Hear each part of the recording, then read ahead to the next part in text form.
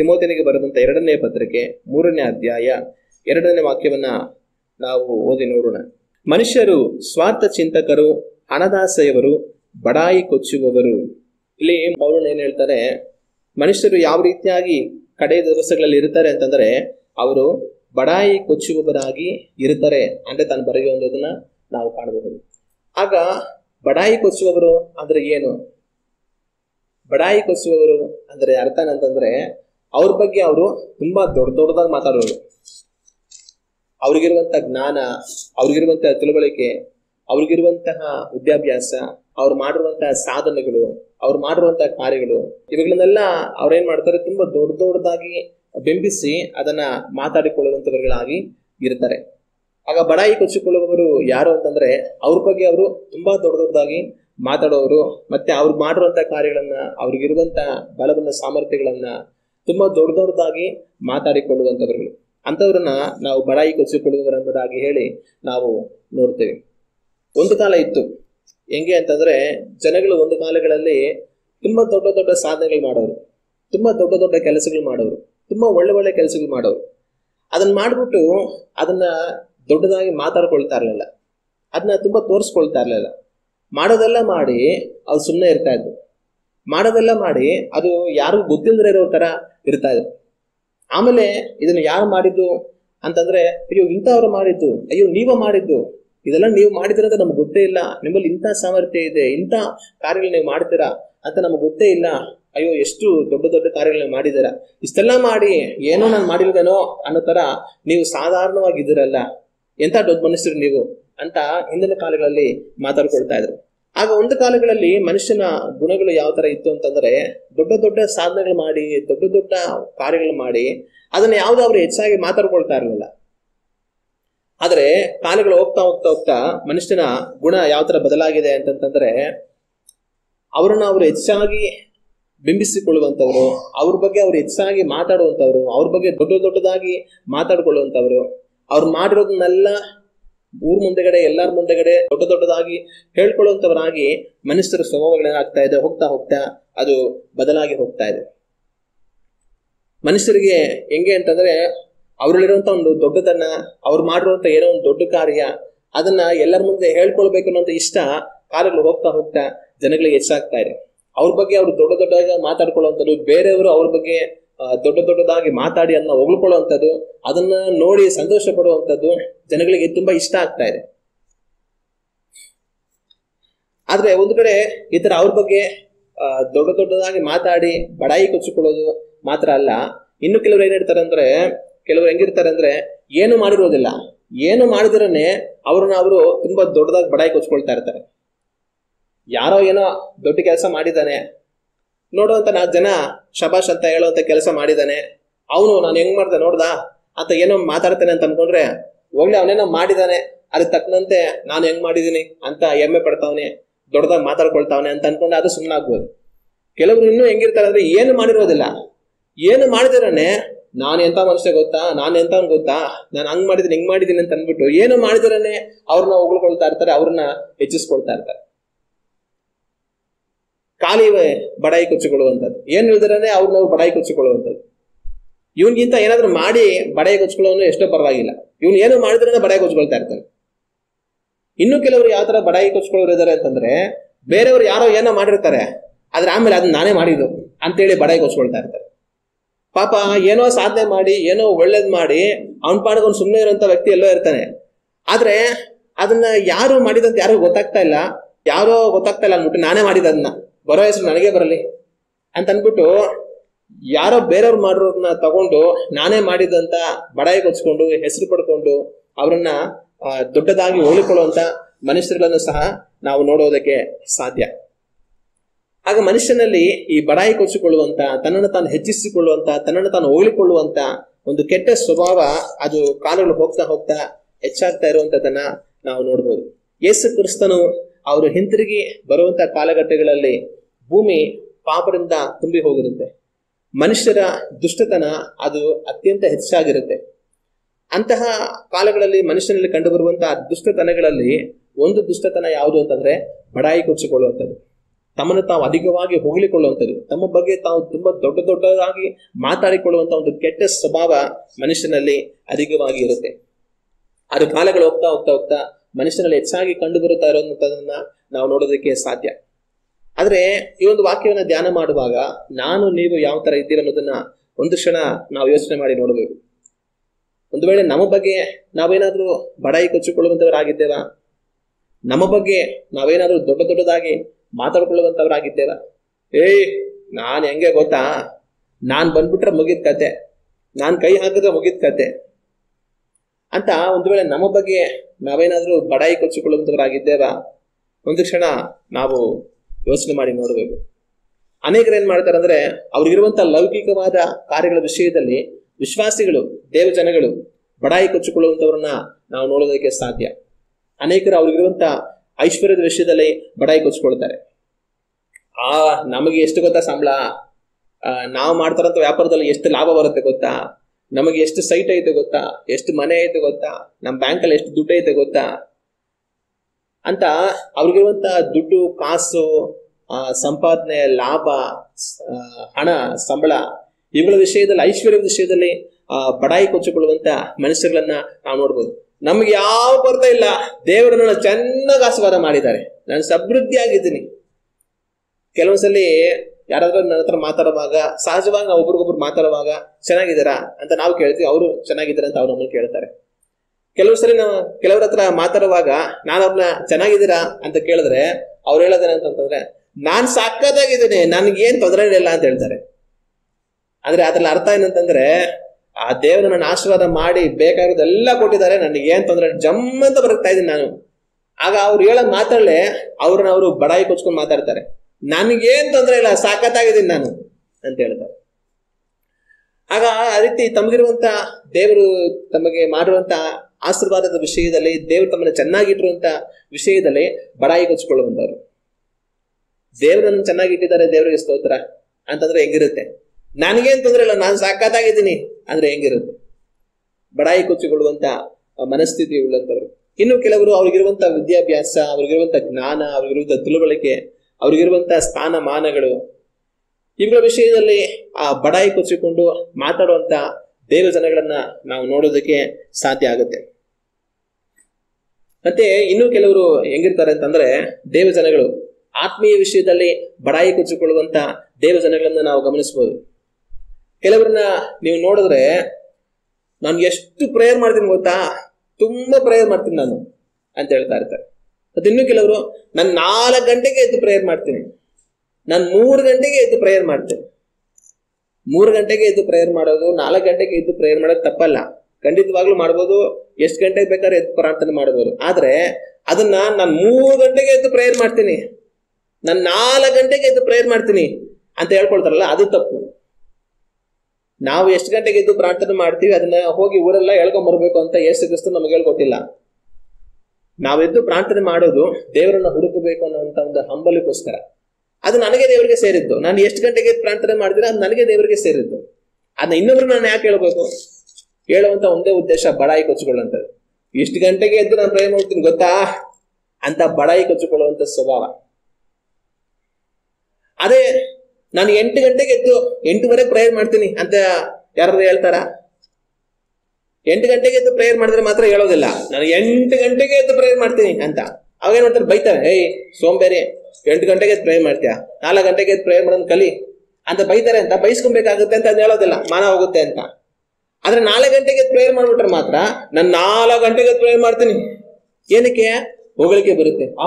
ನೀನ್ 4 ಗಂಟೆಗೆ ಎದ್ದು ಪ್ರೇಯರ್ ಮಾಡ್ತೀಯಾ, ನೀನ್ ನಿಜವಾಗ್ಲೂ ತುಂಬಾ ದೊಡ್ಡ ದೇವ ಭಕ್ತ ಅಂತ ಹೊಗಳಿಕೆ ಬರುತ್ತಲ್ಲ. ಬಡಾಯಿ ಕೊಚ್ಚಿಕೊಳ್ಳೋದಕ್ಕೋಸ್ಕರ ಹೇಳುವಂಥದ್ದು. ಇವತ್ತು ಎಷ್ಟೋ ಆತ್ಮೀಯವಾದ ಕಾರ್ಯಗಳಲ್ಲಿ ಬಡಾಯಿ ಕೊಚ್ಕೊಂಡು ಬದುಕುವಂತ ದೇವಜನಗಳಿದ್ದಾರೆ. ಅವಮಾನ. ಮುಂಜಾನೆ ಇದ್ದು ಪ್ರಾರ್ಥನೆ ಮಾಡ್ಬೇಕು ಖಂಡಿತವಾಗ್ಲು, ಆದ್ರೆ ಅದನ್ನ ಬಡಾಯಿ ಕೊಚ್ಕೊಂಡು ಊರೆಲ್ಲ ಹೇಳ್ಬೇಕಾದ್ರೆ ಅಗತ್ಯ ಇಲ್ಲ. ನಾನು ಪ್ರಾರ್ಥನೆ ಮಾಡ್ತಾ ಇದ್ದೆ, ದೇವರು ನಾನು ಪ್ರಾರ್ಥನೆ ಮಾಡುವಾಗ ಈ ತರ ಒಂದು ಕಾರ್ಯ ತಿಳಿಸಿದ್ರು, ಅಷ್ಟು ಹೇಳಿದ್ರೆ ಸಾಕು. ನಾನು 4 ಗಂಟೆಗೆ ಎದ್ದು ಪ್ರೇಯರ್ ಮಾಡ್ತಾ ಇದ್ದೆ, ಆಗ ದೇವ್ರು ನನಗೆ ಹಿಂಗೆ ಹೇಳಿದ್ರಂತೆ. ನೀನ್ 4 ಗಂಟೆಗೆ ಎದ್ದು ಪ್ರೇಯರ್ ಮಾಡ್ತೀನಿ ಅಂತ ಹೇಳ್ಬೇಕಾದ್ರೆ ಅಗತ್ಯ ಏನು? ಕೇವಲ ಬಡಾಯಿ ಕೊಚ್ಕೊಳ್ಳುವಂಥದ್ದು. ಮತ್ತೆ ಇನ್ನು ಕೆಲವರು, ನಾನು 3 ಅವರ್ ಪ್ರೇಯರ್ ಮಾಡ್ತೀನಿ, ನಾನು 4 ಅವರ್ ಪ್ರೇಯರ್ ಮಾಡ್ತೀನಿ, ನಾನು 6 ಅವರ್ ಪ್ರೇಯರ್ ಮಾಡ್ತೀನಿ. ಎಷ್ಟವರ್ ಪ್ರೇಯರ್ ಮಾಡಿದ್ರೆ ಏನು? ನೀವು ಎಷ್ಟವರ್, ಆ 3 ಅವರ್ ಆದ್ರೂ ಪ್ರೇಯರ್ ಮಾಡ್ಲಿ, 6 ಅವರ್ ಆದ್ರೂ ಪ್ರೇಯರ್ ಮಾಡ್ಲಿ, 24 ಅವರ್ ಆದ್ರೂ ಪ್ರೇಯರ್ ಮಾಡ್ಲಿ, ಅದು ಇನ್ನೊಬ್ರು ಬೇಕಾಗಿಲ್ಲ. ಅವ್ರು ಎಷ್ಟೊತ್ತು ಪ್ರಾರ್ಥನೆ ಮಾಡ್ತಾರೆ ಅನ್ನೋದು ದೇವ್ರಿಗೆ ಗೊತ್ತಿಲ್ವಾ?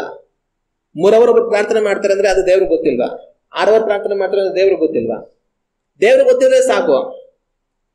ಆದ್ರೆ 3 ಅವರ್ ಪ್ರಾರ್ಥನೆ ಮಾಡ್ತೀನಿ, 6 ಅವರ್ ಪ್ರಾರ್ಥನೆ ಮಾಡ್ತೀನಿ, ಇದೆಲ್ಲ ಏನಕ್ಕೆ ಹೇಳ್ತಾರೆ? ಬಡಾಯಿ ಕೊಚ್ಚಿಕೊಳ್ಳೋದಕ್ಕೆ. ಇನ್ನೊಬ್ಬರಿಗೆ ನಾನು 3 ಗಂಟೆ ಟೈಮ್ ಪ್ರಾರ್ಥನೆ ಮಾಡ್ತೀನಿ, 6 ಗಂಟೆ ಟೈಮ್ ಪ್ರಾರ್ಥನೆ ಮಾಡ್ತೀನಿ ಅನ್ನೋದು ಗೊತ್ತಾಗಿ, ಆಹಾ ಈ ವ್ಯಕ್ತಿ ಎಂತ ದೊಡ್ಡ ಮಹಾನ್ ಪುರುಷ ಅಪ್ಪ, 3 ಅವರ್ ಪ್ರೇಯರ್ ಮಾಡ್ತಾರಂತೆ, 6 ಅವರ್ ಪ್ರೇಯರ್ ಮಾಡ್ತಾರಂತೆ, ಅಯ್ಯೋ ನಮ್ಗೆ ಅರ್ಧ ಗಂಟೆ ಪ್ರೇಯರ್ ಮಾಡೋದೇ ಕಷ್ಟ, ಇವ್ರು ಇಷ್ಟು ಪ್ರೇಯರ್ ಮಾಡ್ತಾರೆ ಅಂದ್ರೆ ನಿಜವಾಗ್ಲೂ ಇವ್ರು ತುಂಬಾ ದೊಡ್ಡ ಮನುಷ್ಯರು ಅಂತ ಜನಗಳು ನಮ್ಮ ಬಗ್ಗೆ ಅಂದುಕೊಳ್ಳಿ ಅನ್ನೋದಕ್ಕೋಸ್ಕರ ಬಡಾಯಿ ಕೊಚ್ಚಿಕೊಳ್ಳುವಂತವ್ರು. ಅದೇನಾದ್ರು ಒಂದ್ 10 ನಿಮಿಷ ಪ್ರೇಯರ್ ಮಾಡ್ತೀನಿ ಅಷ್ಟೇ ನಾನು ದಿನಕ್ಕೆ ಅಂತ ಯಾರಾದ್ರೂ ಹೇಳ್ಕೊಳ್ತಾರ? ಒಂದ್ 10 ನಿಮಿಷ ಪ್ರೇಯರ್ ಮಾಡ್ತೀನಿ ಅಷ್ಟೇ ಅಂತಂದ್ರೆ ಬೈತಾರೆ, ನಿನ್ನ ಎಂತ ಒಂದು ದೇವ ಮನುಷ್ಯ, ಎಂತ ಒಂದು ವಿಶ್ವಾಸಿ, 10 ನಿಮಿಷ ಪ್ರೇಯರ್ ಮಾಡ್ತೀಯ, 24 ಗಂಟೆ ದೇವ್ರು ಕೊಟ್ಟಿದ್ದಾರೆ, ಒಂದು ಅರ್ಧ ಗಂಟೆ 1 ಗಂಟೆನಾದ್ರೂ ಪ್ರೇಯರ್ ಮಾಡೋದು ಬಡವಾ ಅಂತ ಬೈತಾರೆ. ಅದಕ್ಕೆ 5 ನಿಮಿಷ ಪ್ರೇಯರ್ ಮಾಡ್ತೀನಿ, 10 ನಿಮಿಷ ಪ್ರೇಯರ್ ಮಾಡ್ತೀನಿ ಅಂದ್ರೆ ಅನ್ನೋದನ್ನ ಯಾರು ಹೇಳೋದಿಲ್ಲ. ಆದ್ರೆ 3 ಅವರ್ ಪ್ರೇಯರ್ ಮಾಡ್ತೀನಿ, 6 ಅವರ್ ಪ್ರೇಯರ್ ಮಾಡ್ತೀನಿ ಅಂತ ಹೋಗಿದ ಕಡೆ ಎಲ್ಲ ಹೇಳ್ತಾ ಇರ್ತಾರೆ. ಬಡಾಯಿ ಕೊಚ್ಚಿಕೊಳ್ಳುವಂತವ್ರು, ಆತ್ಮೀಯ ವಿಷಯದಲ್ಲಿ ಬಡಾಯಿ ಕೊಚ್ಚಿಕೊಳ್ಳಬೇಕು. ನಾವು ಪ್ರೇಯರ್ ಮಾಡಬೇಕು, ಮುಂಜಾನೆ ಪ್ರೇಯರ್ ಮಾಡಬೇಕು, 3 ಅವರ್ ಅಲ್ಲ, 6 ಅವರ್, ಎಷ್ಟು ಗಂಟೆ ಬೇಕಾದ್ರೂ ಪ್ರೇಯರ್ ಮಾಡಬೇಕು. ಆದ್ರೆ ಅದು ಹೇಳಿಕೊಳ್ಳೋದಕ್ಕೋಸ್ಕರ ಅಲ್ಲ. ನಾನು ಪ್ರಾರ್ಥನೆ ಮಾಡೋ ಸಮಯ ನನಗೂ ದೇವರಿಗೂ ನನ್ನ ಸ್ವಂತ ಮನೆಯವ್ರಿಗೆ ಬಿಟ್ಟು ಬೇರೆ ಯಾರಿಗೂ ಗೊತ್ತಾಗ್ಬೇಕಾದ್ರೆ ಅಗತ್ಯ ಇಲ್ಲ. ಯಾಕಂದ್ರೆ ನನ್ನ ಸ್ವಂತ ಮನೆಯಲ್ಲಿ ನಾನು ವಾಸ ಮಾಡುವಾಗ ನಾನು ಪ್ರಾರ್ಥನೆ ಮಾಡುವಂತ ಸಮಯ ಯಾವುದು, ಎಷ್ಟು ಸಮಯ ಪ್ರಾರ್ಥನೆ ಮಾಡ್ತೀನಿ ಅದೆಲ್ಲ ಬೇರೆಯವ್ರಿಗೆ ಗೊತ್ತಿರಬೇಕು. ಇಲ್ಲಾಂದ್ರೆ ಅವ್ರೇನ್ ಮಾಡ್ತಾರೆ, ನಮಗೆ ತೊಂದರೆ ಮಾಡೋದಕ್ಕೆ ಅವಕಾಶ ಇರುತ್ತೆ. ಅವ್ರು ಗೊತ್ತಿದ್ರೆ ಇವ್ರು ಇಷ್ಟು ಗಂಟೆ ಪ್ರೇಯರ್ ಮಾಡ್ತಾರೆ, ಇಷ್ಟು ಸಮಯ ಪ್ರೇಯರ್ ಮಾಡ್ತಾರೆ, ಅವ್ರಿಗೆ ನಾವು ತೊಂದರೆ ಕೊಡಬಾರ್ದು ಅಂತ ಮನೆಯವ್ರು ಏನ್ ಮಾಡ್ತಾರೆ, ಅದಕ್ಕೆ ಸಹಕರಿಸ್ತಾರೆ. ಅದರಿಂದ ನಾವು ವಾಸ ಮಾಡುವಂತ ಸ್ವಂತ ಮನೆಯಲ್ಲಿ ಇರುವಂತವ್ರಿಗೆ ನಾವು ಪ್ರಾರ್ಥನೆ ಮಾಡೋ ಸಮಯ, ಪ್ರಾರ್ಥನೆ ಮಾಡುವಂತ ಅವಧಿ ಎಲ್ಲ ಗೊತ್ತಿರಬೇಕು. ಆದ್ರೆ ಮನೆಯ ಹೊರಗಡೆ ಇರುವಂತ ಬೇರೆ ಯಾರಿಗೂ ಅದೆಲ್ಲ ಗೊತ್ತಾಗ್ಬೇಕಾದ್ರೆ ಅಗತ್ಯ ಇಲ್ಲ. ಅದು ನನಗೂ ದೇವ್ರಿಗೂ ನನ್ನ ಸ್ವಂತ ಕುಟುಂಬದವ್ರು ಗೊತ್ತಿದ್ರೆ ಮಾತ್ರ ಸಾಕು. ಆದ್ರೆ ಕೆಲವರು ಹೊರಗಡೆ ಅದನ್ನೆಲ್ಲ ಹೇಳ್ಕೊಂಡು ಓಡಾಡ್ತಾ ಇರ್ತಾರೆ, ನಾನು ಎಷ್ಟು ಗಂಟೆಗೆ ಪ್ರೇಯರ್ ಮಾಡ್ತೀನಿ, ನಾನು ಎಷ್ಟು ಗಂಟೆಗಳ ಗಂಟೆ ಪ್ರೇಯರ್ ಮಾಡ್ತೀನಿ, ಇದೆಲ್ಲ ಅಗತ್ಯ ಇಲ್ಲ. ಆದ್ರೆ ಅದೆಲ್ಲ ಹೇಳುವಂತ ಉದ್ದೇಶ ಬಡಾಯಿ ಕೊಚ್ಚಿಕೊಳ್ಳೋದಕ್ಕೋಸ್ಕರ ಮಾತ್ರ. ಮತ್ತೆ ಇನ್ನು ಕೆಲವರು ದೇವರ ವಾಕ್ಯದ ವಿಷಯದಲ್ಲಿ ಬಡಾಯಿ ಕೊಚ್ಚಿಕೊಳ್ಳುವವರಿರ್ತಾರೆ. ಹೆಂಗೆ ಅಂದ್ರೆ, ನಾನು ಎಷ್ಟು ಸರಿ ಬೈಬಲ್ ಓದಿದ್ದು ಗೊತ್ತಾ, 21 ಸರಿ ಓದಿದ್ದೀನಿ, ಈಗ 22ನೇ ಸರಿ ಓದ್ತಾ ಇದ್ದೀನಿ. ಎಷ್ಟು ಸರಿನೇ ಬೈಬಲ್ ಓದಿದ್ರೆ ಏನು, ದೇವ್ರ ವಾಕ್ಯ ಕೈಗೊಂಡು ನಡೀತಾ ಇದೆಯಾ ಅದು ಮುಖ್ಯ. ದೇವರು 51 ಸರಿ ಆದಿ ಕಾಂಡದಿಂದ ಪ್ರಕಟಣೆ ಗಂಟ ಓದಿ ಮುಗಿಸುವಂತವ್ರನ್ನ ನಾನು ಪರಲೋಕ ರಾಜ್ಯಕ್ಕೆ ಕರ್ಕೊಂತೀನಿ ಅಂತ ಹೇಳಿಲ್ಲ. ಇಲ್ಲ 100 ಸಲ ಬೈಬಲ್ನ ಆದಿ ಕಾಂಡದಿಂದ ಪ್ರಕಟಣೆವರೆಗೂ ಓದಿ ಮುಗಿಸೋರ್ನ ನಾನು ರಾಜ್ಯಕ್ಕೆ ಕರ್ಕೊಂತೀನಿ ಅಂತ ಹೇಳಿಲ್ಲ. ಆದ್ರೆ ನೀನ್ ಎಷ್ಟು ಸರಿನಾದ್ರೂ ಓದಿರು, ದೇವ್ರ ವಾಕ್ಯದಿಂದ ನೀನ್ ನಡೀತಾ ಇದ್ರೆ ನೀನ್ ದೇವ್ರ ರಾಜ್ಯಕ್ಕೆ ಹೋಗೋದು. ಆದ್ರೆ ಅನೇಕರಿಗೆ ಈ ಒಂದು ಬಡಾಯಿ ಕೊಚ್ಚಿಕೊಳ್ಳುವಂತ ಮನಸ್ಸು. ನಾನು 22 ಸರಿ ಓದ್ಬಿಟ್ಟಿದ್ದೀನಿ, ನಾನು 34 ಸರಿ ಓದ್ಬಿಟ್ಟಿದ್ದೀನಿ, ಈ ಲೆಕ್ಕ ಎಲ್ಲ ಯಾರಿಗ್ ಬೇಕು? ಬೇಕಾಗಿಲ್ಲ. ದೇವರ ವಾಕ್ಯವನ್ನ ಹಗಲು ರಾತ್ರಿ ನಾವು ಧ್ಯಾನಿಸಬೇಕು, ಅದ್ರಲ್ಲಿ ಸಂತೋಷ ಪಡಬೇಕು. ಆದ್ರೆ ಬಡಾಯಿ ಕೊಚ್ಚಿಕೊಳ್ಳೋದಲ್ಲ. ನಾನು ಎಷ್ಟು ಸರಿ ಬೈಬಲ್ ಅನ್ನ ಓದಿದ್ದೀನಿ ಅನ್ನೋದನ್ನ ಮನುಷ್ಯರು ನನ್ನ ನಡವಳಿಕೆನ ತಿಳ್ಕೊಳ್ಬೇಕು. ಇವನ್ ಈ ತರ ನಡೀತಾ ಇದ್ದಾನೆ ಅಂತಂದ್ರೆ ಇವನ್ ಬೈಬಲ್ ಎಷ್ಟು ಓದಿರ್ಬೇಕು, ಬೈಬಲ್ ಎಷ್ಟು ಅರ್ಥ ಮಾಡ್ಕೊಂಡಿರ್ಬೇಕು, ವಾಕ್ಯದ ಪ್ರಕಾರ ನಡೀತಾನಲ್ವಾ, ಇವನನ್ನ ನೋಡಿದ್ರೆ ವಾಕ್ಯವನ್ನೇ ನೋಡಿದ ಹಾಗಾಗುತ್ತೆ. ಆಗ ಇವನು ನಿಜವಾಗ್ಲೂ ಬೈಬಲ್ ಓದಿರೋನು ಅಂತ ನಮ್ಮ ನಡವಳಿಕೆಯಿಂದ ಜನಗಳು ಬೈಬಲ್ ನಲ್ಲಿ ಏನಿದೆ ಅನ್ನೋದನ್ನ ಅರ್ಥ ಮಾಡ್ಕೊಳ್ಬೇಕು. ನಮ್ಮ ನಡವಳಿಕೆಯಿಂದ, ನಮ್ಮ ಗುಣ ಸ್ವಭಾವಗಳಿಂದ, ನಮ್ಮ ಕ್ರಿಯೆಗಳಿಂದ ಇವನು ನಿಜವಾಗ್ಲೂ ವಾಕ್ಯವನ್ನು ಹೆಚ್ಚಾಗಿ ಓದಿರೋನು, ಅದನ್ನ ಅರ್ಥ ಮಾಡ್ಕೊಂಡಿರೋನು ಅಂತ ತಿಳ್ಕೊಳ್ಬೇಕು. ನಾವು ಬಡಾಯಿ ಕೊಚ್ಚಿಕೊಳ್ಳೋದ್ರಿಂದ ಅಲ್ಲ. ಯಾವಾಗ ನಾವು ಎಷ್ಟು ಸರಿ ಬೈಬಲ್ ಓದಿದ್ದೀನಿ ಅಂತ ಹೇಳ್ಕೊಳ್ತೀವೋ ಆವತ್ತೇ ನಾವು ದೇವ್ರ ವಾಕ್ಯವನ್ನು ಕೈಗೊಳ್ತಾ ಇಲ್ಲ ಅಂತ ಅರ್ಥ. ಏನಕ್ಕೋಸ್ಕರ ಹೇಳ್ಕೊಳ್ತಾರೆ? ಉದಾಹರಣೆಗೆ, ನಾನು 20 ವರ್ಷ ದೇವ್ರು ನಮಗೆ ಜೀವಿಸ್ತಾ ಇದ್ದೀನಿ, ಒಂದು ಸರಿನೂ ಆದಿ ಕಾಂಡದಿಂದ ಪ್ರಕಟಣೆ ಓದೇ ಇಲ್ಲ ನಾನು ಅಂತ ಯಾರಾದ್ರೂ ಹೇಳ್ಕೊಳ್ತಾರ? ಹೇಳ್ಕೊಳ್ಳೋದಲ್ಲ. ಯಾಕೆ? ಅವಮಾನ. 20 ವರ್ಷ ವಿಶ್ವಾಸಿ ಆಗಿದ್ದು ಒಂದು ಸರಿನಾದ್ರೂ ಆದಿ ಕಾಂಡದಿಂದ ಪ್ರಕಟಣೆ ಗಂಟ ನೀನು ಓದಿಲ್ಲ ಅಂತಂದ್ರೆ ನಿನ್ನಿಂದ ಪ್ರಯೋಜನ ಏನು? ಅದೇ ಬೈದ್ಬಿಡ್ತಾರೆ, ಅದಕ್ಕೆ ಹೇಳ್ಕೊಳ್ಳೋದಿಲ್ಲ. ಅದೇ 20 ವರ್ಷಕ್ಕೆ 40 ಸರಿ ಓದ್ಬಿಟ್ಟಿದ್ರೆ, 40 ಸರಿ ಓದ್ಬಿಟ್ಟಿದ್ದೀನಿ ನಾನು ಅಂತ ಎಲ್ಲಾರು ಹೇಳ್ಕೊಳ್ತಾ ಇರ್ತಾರೆ. ಬಡಾಯಿ ಕೊಚ್ಚಿಕೊಳ್ಳುವಂತವ್ರು. ಅದು ಬೇಕಾಗಿಲ್ಲ. ವಾಕ್ಯ ನನ್ನಲ್ಲಿ ಎಷ್ಟು ನೆಲೆ ಊರಿದೆ, ನಾನು ಅದನ್ನ ಎಷ್ಟು ಕೈಗೂ ನಡೀತಾ ಇದ್ದೀನಿ, ಅದು ನನಗೆ ಮುಖ್ಯ ಹೊರತು ನಾನು ಎಷ್ಟು ಸರಿ ಓದಿದ್ರೆ ಬೇರೆಯವ್ರಿಗೆ ಏನ್ ಪ್ರಯೋಜನ? ನಾನು ಅದನ್ನ ಅನುಸರಿಸಿ ನಡೀತಾ ಇದ್ರೆ ಬೇರೆಯವ್ರಿಗೆ ಪ್ರಯೋಜನ. ಅದರಿಂದ ವಾಕ್ಯವನ್ನ ಎಷ್ಟು ಸರಿ ಓದ್ಬಿಟ್ಟಿದ್ದೀನಿ ಅಂತ ಅಂದ್ಬಿಟ್ಟು ಬಡಾಯಿ ಕೊಚ್ಚಿಕೊಳ್ಳುವಂತವ್ರು. ಇನ್ನು ಕೆಲವರು ಒಂದು ದಿವಸಕ್ಕೆ ಎಷ್ಟು ಸಮಯ ನಾನು ಬೈಬಲ್ ಓದ್ತೀನಿ ಅಂತ ಬಡಾಯಿ ಕೊಚ್ಚಿಕೊಳ್ಳುವವರು. ನಾನು ದಿವಸಕ್ಕೆ 15 ಅಧ್ಯಾಯ ಓದ್ಬಿಡ್ತೀನಿ, ದಿವಸಕ್ಕೆ 25 ಅಧ್ಯಾಯ ಓದ್ಬಿಡ್ತೀನಿ, ದಿವಸಕ್ಕೆ 3 ಅವರ್ ಬೈಬಲ್ ಓದ್ತೀನಿ, ದಿವಸಕ್ಕೆ 4 ಅವರ್ ಬೈಬಲ್ ಓದ್ತೀನಿ. ದೇವರ ವಾಕ್ಯವನ್ನು ಓದ್ಬೇಕು, ಅದರಲ್ಲಿ ನಾವು ಧ್ಯಾನ ಮಾಡುವಂತವರಾಗಿರಬೇಕು, ಖಂಡಿತವಾಗ್ಲೂ ಮಾಡಬೇಕು. ಆದ್ರೆ ಬಡಾಯಿ ಕೊಚ್ಚಿಕೊಳ್ಳೋದಕ್ಕೋಸ್ಕರವಾಗಿ ಅಲ್ಲ, ಇನ್ನೊಬ್ಬರ ಮುಂದೆ ಹೇಳ್ಕೊಳ್ಳೋದಕ್ಕೋಸ್ಕರವಾಗಿ ಅಲ್ಲ. ನಾನು 3 ಅವರ್ ಆದ್ರೂ ಬೈಬಲ್ ಓದ್ಬೇಕು, 6 ಅವರ್ ಆದ್ರೂ ಬೈಬಲ್ ಓದ್ಬೇಕು, ಸಂತೋಷ. ಆದ್ರೆ ಅದು ಹೇಳ್ಕೊಳ್ಳೋದಕ್ಕೋಸ್ಕರ ಅಲ್ಲ. ಕೆಲವರು ಹೇಳ್ಕೊಳ್ಳೋದಕ್ಕೋಸ್ಕರನೇ ಓದ್ತಾರೆ. ಆಮೇಲೆ ಓದ್ಬಿಟ್ಟು ನಾನು ಇಷ್ಟು ಗಂಟೆ ಬೈಬಲ್ ಓದ್ತೀನಿ ದಿವಸಕ್ಕೆ ಅಂತ ಹೇಳ್ಕೊಂಡು ಎಲ್ಲಾ ಕಡೆ ಓಡಾಡ್ತಾ ಇರ್ತಾರೆ. ಅದೇ ಒಂದು ವಾರ ಆಯ್ತು ನಾನು ಬೈಬಲ್ ಓದ್ಲೇ ಇಲ್ಲ, ಇಲ್ಲ ಒಂದು ತಿಂಗಳಾಯ್ತು ನಾನು ಬೈಬಲ್ ಓದೇ ಇಲ್ಲ ಅಂತ ಯಾರಾದ್ರೂ ಹೇಳ್ತಾರ? ಅದನ್ನ ಹೇಳೋದಲ್ಲ. ಹೇಳಿದ್ರೆ ಬೈತಾರಲ್ವಾ, ಒಂದು ವಾರ ಬೈಬಲ್ ಓದಿಲ್ಲ, ಒಂದು ತಿಂಗಳಾದ ಬೈಬಲ್ ಓದಿಲ್ಲ, ಅತ್ತು ನಿನ್ನ ಎಂತ ವಿಶ್ವಾಸ ನೀನು ಅಂತ ಬೈತಾರಲ್ವಾ, ಅದಕ್ಕೆ ಹೇಳೋದಿಲ್ಲ. ಅದೇ ದಿವಸಕ್ಕೆ 3 ಗಂಟೆ ಓದ್ತೀನಿ, 4 ಗಂಟೆ ಓದ್ತೀನಿ ಅಂತ ಯಾರು ಬೇಕಾದ್ರೂ ಹೇಳ್ತಾರೆ. ಏನಕ್ಕೆ ಹೇಳ್ತಾರೆ? ಬಡಾಯಿ ಕೊಚ್ಚಿಕೊಳ್ಳೋದಕ್ಕೋಸ್ಕರ.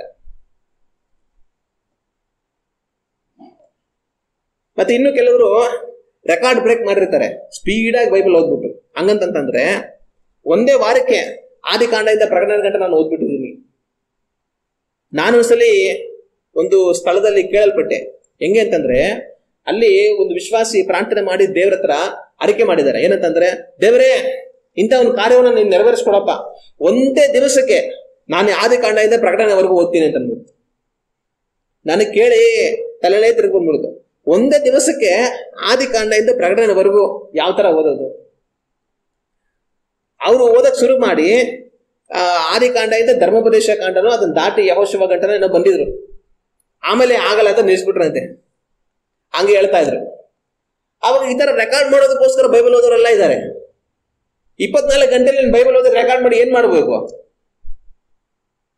ರೆಕಾರ್ಡ್ಗೋಸ್ಕರ ನಾವು ಬೈಬಲ್ ಓದ್ಬೇಕಾದ್ರೆ ಅಗತ್ಯ ಇಲ್ಲ. ಒಂದ್ ದಿವಸಕ್ಕೂ ನಾನು ಬೈಬಲ್ ಓದ್ಬಿಟ್ಟಿದ್ದೀನಿ, ಒಂದು ವಾರಕ್ಕೆ ನಾನು ಬೈಬಲ್ ಓದ್ಬಿಟ್ಟಿದ್ದೀನಿ. ಈ ರೆಕಾರ್ಡ್ಗಳೆಲ್ಲ ಯಾರಿಗ್ ಬೇಕು?